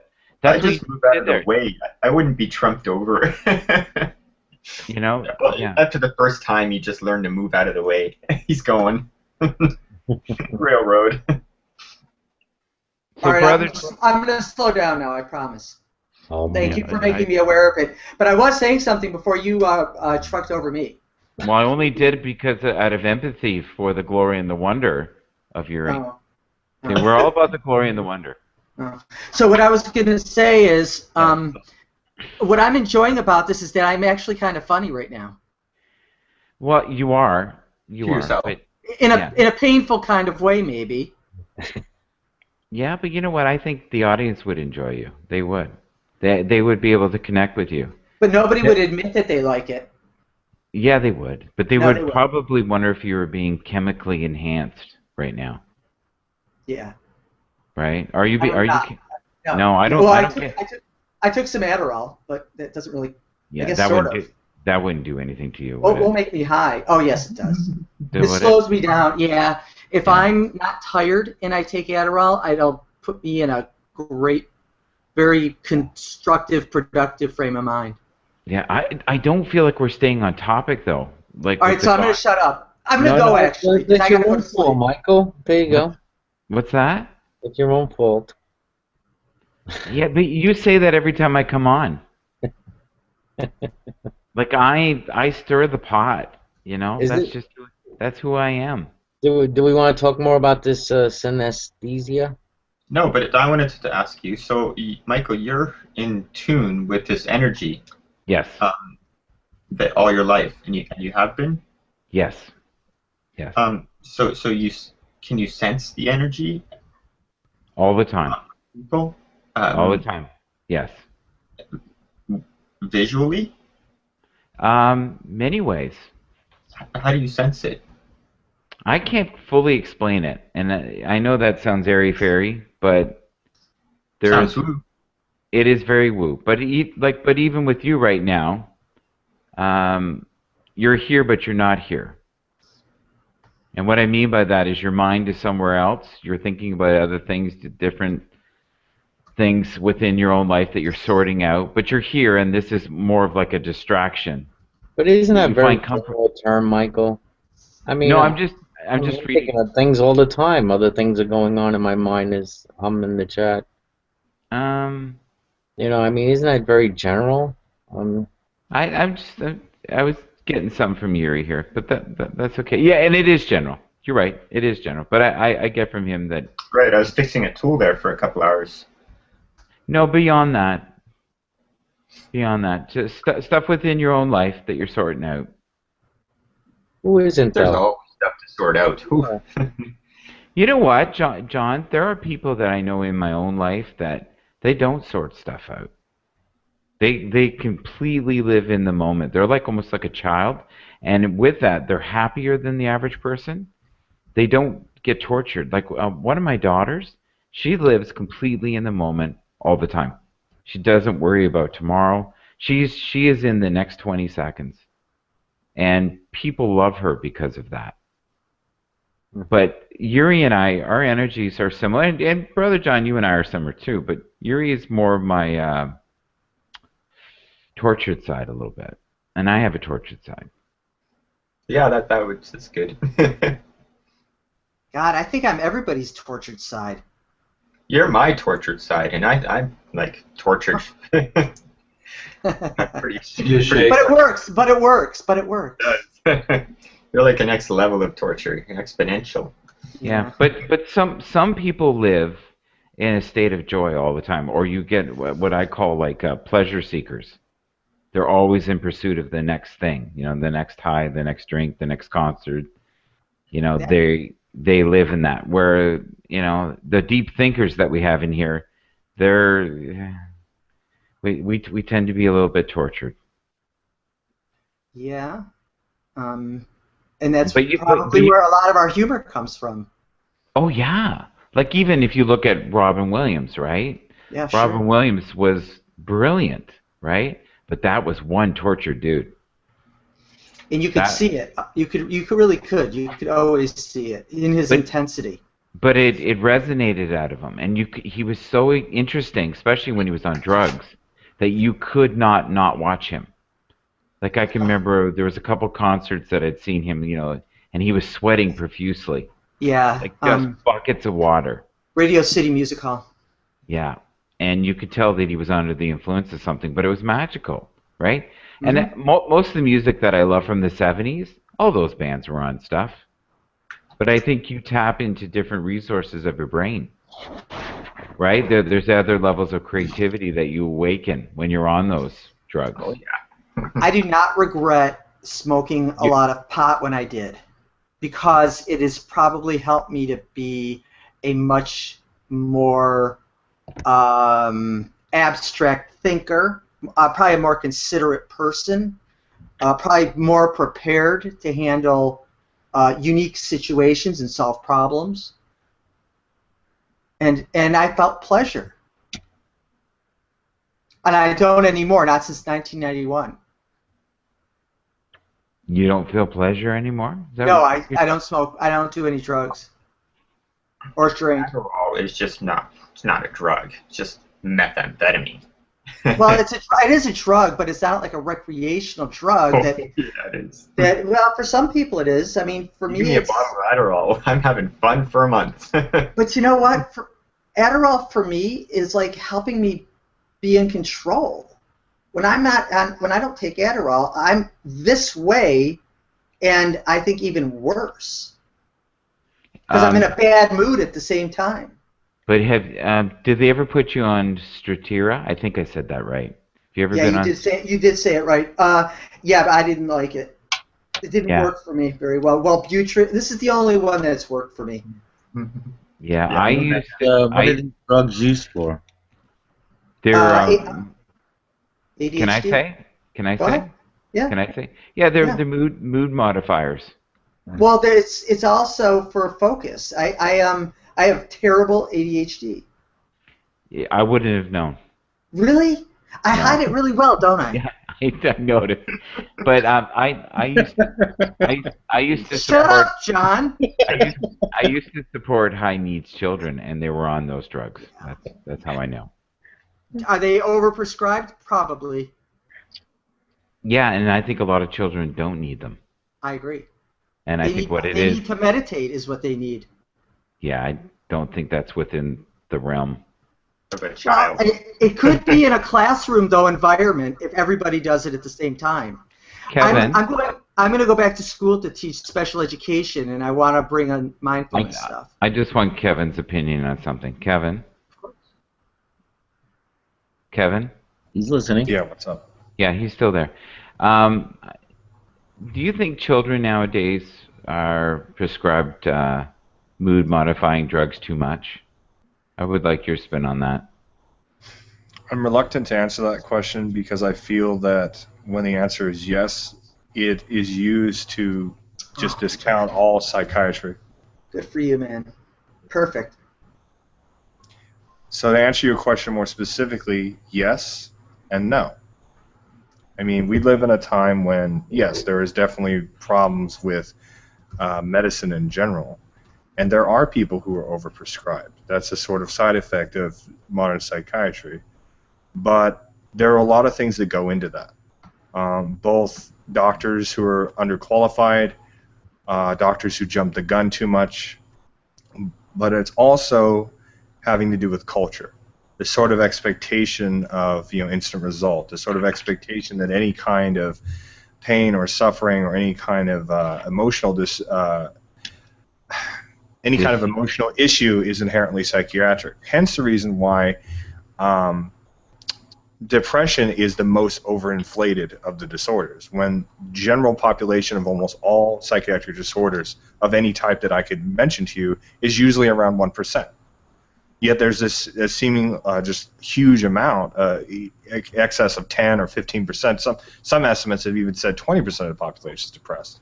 I would agree with that, but I don't think that necessitates chronic depression, which is the different thing than, say, clinical depression, which can be brought about from a whole host of different kinds of environmental and biological processes. especially one's diet, the kinds of family life you have, the kinds of things that you participate in, your relationships. I don't think there's anyone in this room that hasn't been in a negative relationship that made them feel depressed. So, do I think we need to perform it? Absolutely. But when I encounter people who say, yes, no medicine whatsoever, I tell them, go to a mental hospital. And don't just go to the nice part, go to the bad part and see how you feel about it at the end of the day. And don't even just go to don't go to a nice one. Go to a freaking county and see how you feel about, medicine being a horrible thing. There are people far worse off than myself, and I'm on assistance for a lot of things. Really, really bad, who are barely functioning even on medication. So I think that at the end of the day, we have to treat people as individuals and treat everything on a case-by-case basis. And another point of fact here, and it's maintained its consistency throughout most modern psychology and psychiatry. It takes an average of 10 years. Number one, it takes an average of 10 years for people to find proper treatment. And two, 9 out of every 10 people who has a diagnosable mental disorder never gets help. Agreed. Agreed with that. Now, the other thing that bothers me is I think a lot of times, too, they prescribe things because there is such a kickback for doctors. Yeah. And it's a way for them to line their pockets. There is something that there are some instances, private psychiatry and therapy definitely has that issue, but most HMOs and I guess you would call them corporate, medical facilities, the doctor doesn't get a take of that. They don't get a portion of the prescription that they're writing. They are hired and given a salary. Flat out. You know what they get though? You know what they get is they get benefits from the pharmaceutical companies. That is true, and that's definitely a problem. Yeah. Yeah. But it's not literally by pill. And I hear a lot of these sorts of arguments where it's like, yeah, I literally get 50 cents for every pill that I prescribe. Like, really now? What are they, like a liquor store operator? How do the companies know that they've prescribed any, given that medical records are protected under privacy laws? How much they order? How much is being ordered? But they don't know that because it's done through a pharmacy. No. But they're ordering it from a salesperson. It's ordered from a salesperson and distributed to the various outlets. I'll tell you from personal experience that one of the main issues is not the kind of corporate entanglement, but actually has more to do with, how do I put this? Burnout. There's that, but certain pharmaceutical drugs are cheaper because they have backing of a bigger pharmaceutical, because they've been able to pay for certain tests to get past certain clearances to make those medications easier to obtain and considered more viable as a treatment. But there are alternative treatments that exist, alternative medications, which may work for a lot of people, but they don't really have access to because it ends up being, I don't know, $200 or $300 a bottle. So a lot of people end up being stuck on medications that are justified as being the most reliable, when in many cases it's just that pharmaceutical company has more money. Exactly. So, exactly. Yeah, that's really the main problem, honestly.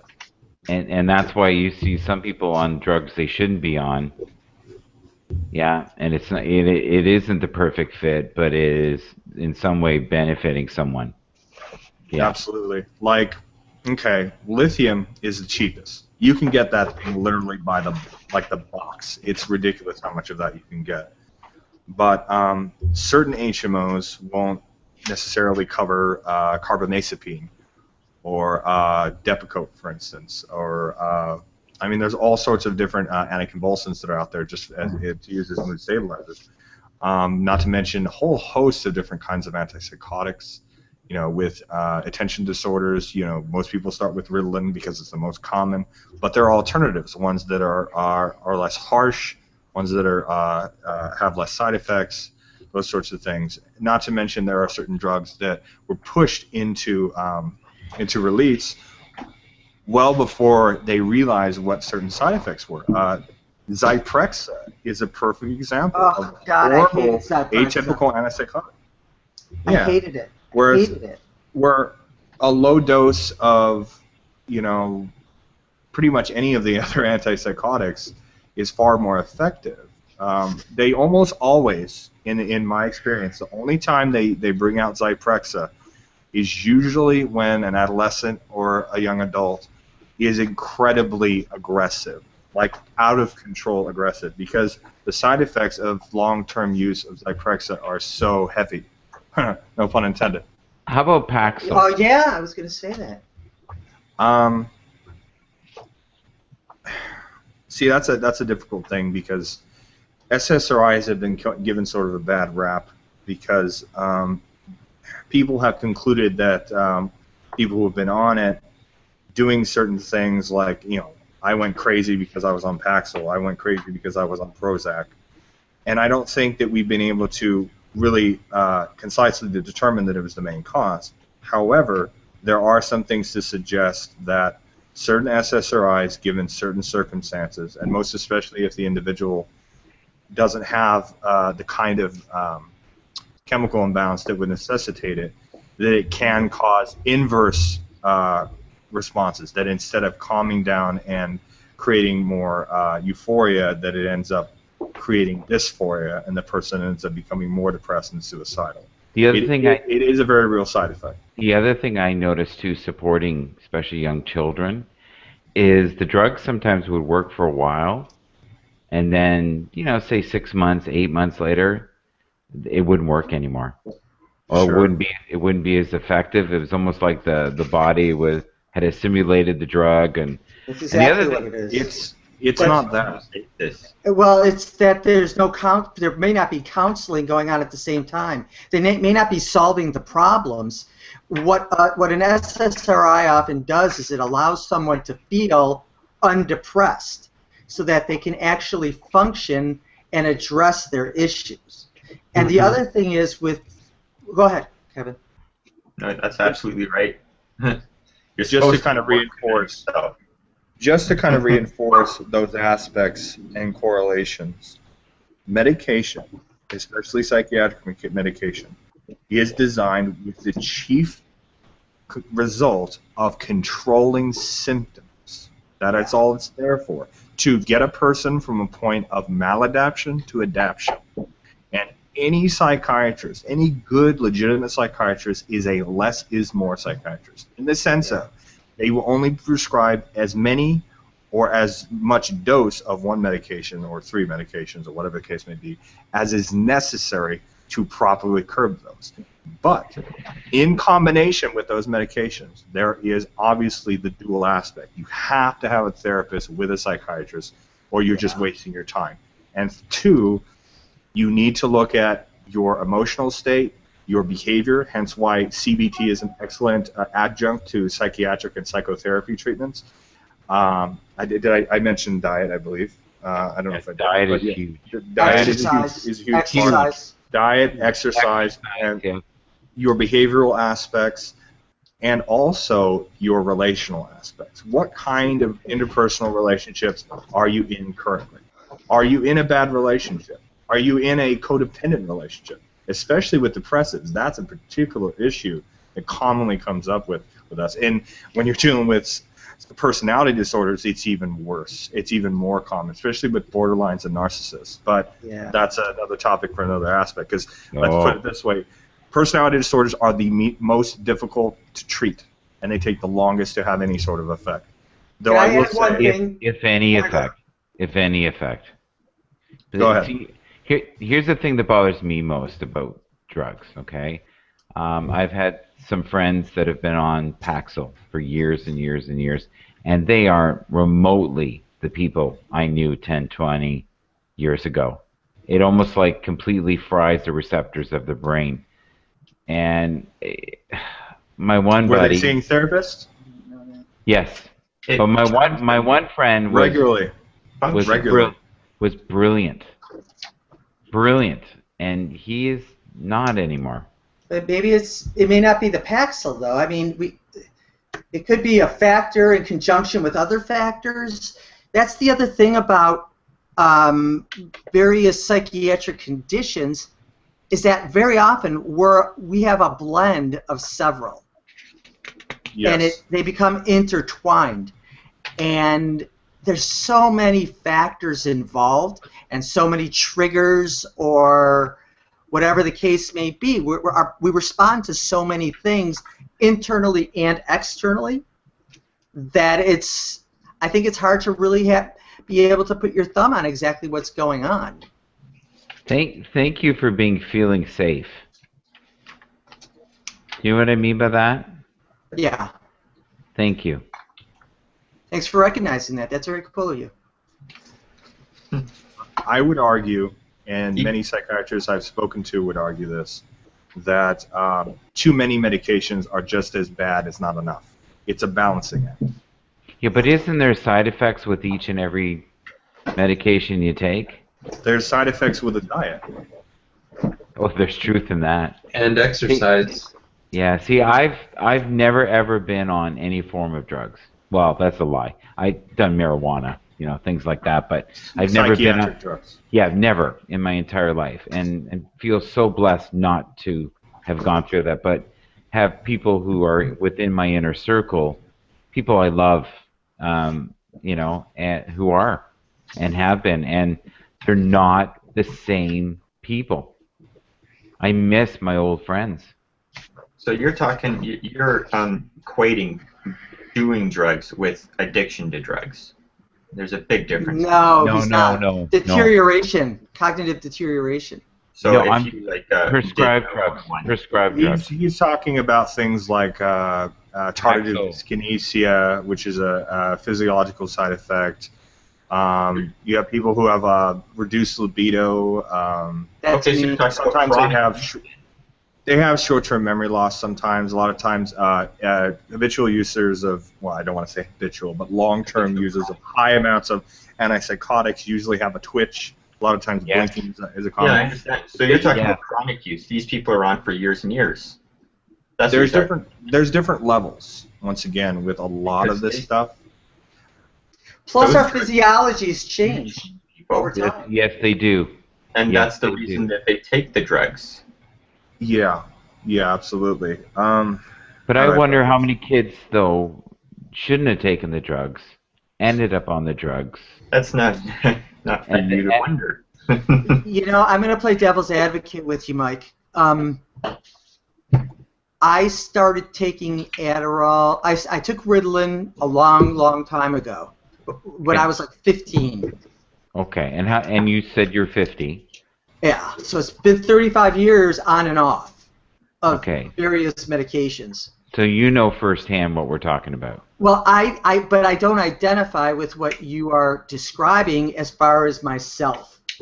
I don't know what the differences are, but I feel much more in command of my thoughts and the ability to intervene positively and bring about a change that is beneficial for myself and the people around me. And I also feel like I'm much more articulate because my brain worked so chaotically that I couldn't construct linear thoughts in a way that allowed me access to the data that I was trying to articulate. That was a painful memory, right? It still happens now. That's why I interrupt people so much, also to a degree. I mean, it's one of the reasons. It's a state of being. Just get off your drug, and that you'll go right back to it. I mean, so you take the drugs to change yourself on purpose. Like these geniuses and stuff. Sure, they may be musically talented or whatever, but with that they take Paxil and they're not. Let's say this is an example, but they are musically talented but can't live the next day. They are suicidal or whatever, depressed, or they're functional in society. And yeah, they're not musically talented or they're whatever. I was just going to say, to kind of reinforce, but also to provide contrast to what you're saying, it's clearly not a black and white thing of like, either you are or you aren't, and there are definitely instances where People do change rather dramatically while on medication, but in my personal experience with myself, with people I've interacted with in therapy groups, with close friends, most of the time when a person changes radically, they're on too much. That being said, a lot of people who have their first incidence of it, the full manifestation of the disorder with all of the other environmental, relational, dietary, all of that stuff, it's usually to the furthest extent. It's come to a head. So a lot of times, especially when a person is hospitalized, they're on a very high dose. As they go through therapy on that high dose, as they change their lifestyle, as they change their attitudes, learn new behaviors, the idea, and most psychiatrists, good psychiatrists will reinforce this, the idea is to lessen the dose to a more stable amount, to as little as is necessary to curb symptoms. It's a symptomology, not a change of personality. At least it's not supposed to. If you are that radically different on medication, you either A, need to go on different medications and different dosages, or fucking kick your psychiatrist to the curb. You should never be afraid to change doctors. We do this all the time with other types of doctors. We do this with surgeons. We do this with our primary physicians. Why do we think that the psychiatrist is a fucking shaman? Excuse my language, but yeah, there's a sort of analog to it because a lot of modern medicine is sort of rooted in herbal traditions, but they're not a medicine man. They don't have all of the wisdom in the world. They're just doing a job. They're not perfect. Yeah, I agree with that. I think some people put more effort and thought into a vacation or the person who puts Botox in their face than they do the person who's prescribing the drugs. I totally agree with that. Because anxiety is provoked by gravity, essentially, the gravity of the situation, the consequences of making a change, and change brings anxiety anyways. I hit a hot button here, though. I don't know how we went down this alley, but yeah. Because we're all fucked up and we've all taken drugs. Well, I think that the subject about psychiatry and medicine, but it's most especially psychiatry, is definitely indicative of a conversation about spirituality and philosophy, whether religious or secular, largely because we are a culture of self-identity. We're a culture of spirit, whether that's literal or figurative, and we take a lot of stock in our identity. We very much do. All of these sorts of interactions we have on a regular basis. So psychiatry tends to be a sort of hot button issue, largely because our fear of losing that identity, of losing that core identity. When largely, and it's especially true when you look at multiple selves theory, when you look at kind of Maslow's hierarchy of needs, and a functioning, adaptive member of society, that our core identity is far more primal. It's far more simple than the sorts of trappings we want to try to associate with ourselves. This symptom or that symptom, my beard, my fucking piercings, whatever it fucking is, There's so much more to a person than that. You have to look at a person as a gestalt, as a combination of all sorts of factors, identities, language, culture, age, ethnicity. I mean, people are a mosaic. We are collections of all these sorts of things. So beautifully said. And you know what's really cool about that is the last thing I'm going to say, and thanks, Kevin, is that I'm going to be 50 on Tuesday. I do not. Happy birthday. Thank you. I do not want. Thank you. I appreciate it. I do not want to become an old person. What I've gone through in my life has kept me young. My energy is young. I look young. I don't act. I have gratitude for things just by experiencing something good that I otherwise would probably take for granted, or that some people might take for granted. And that this is all part of my identity.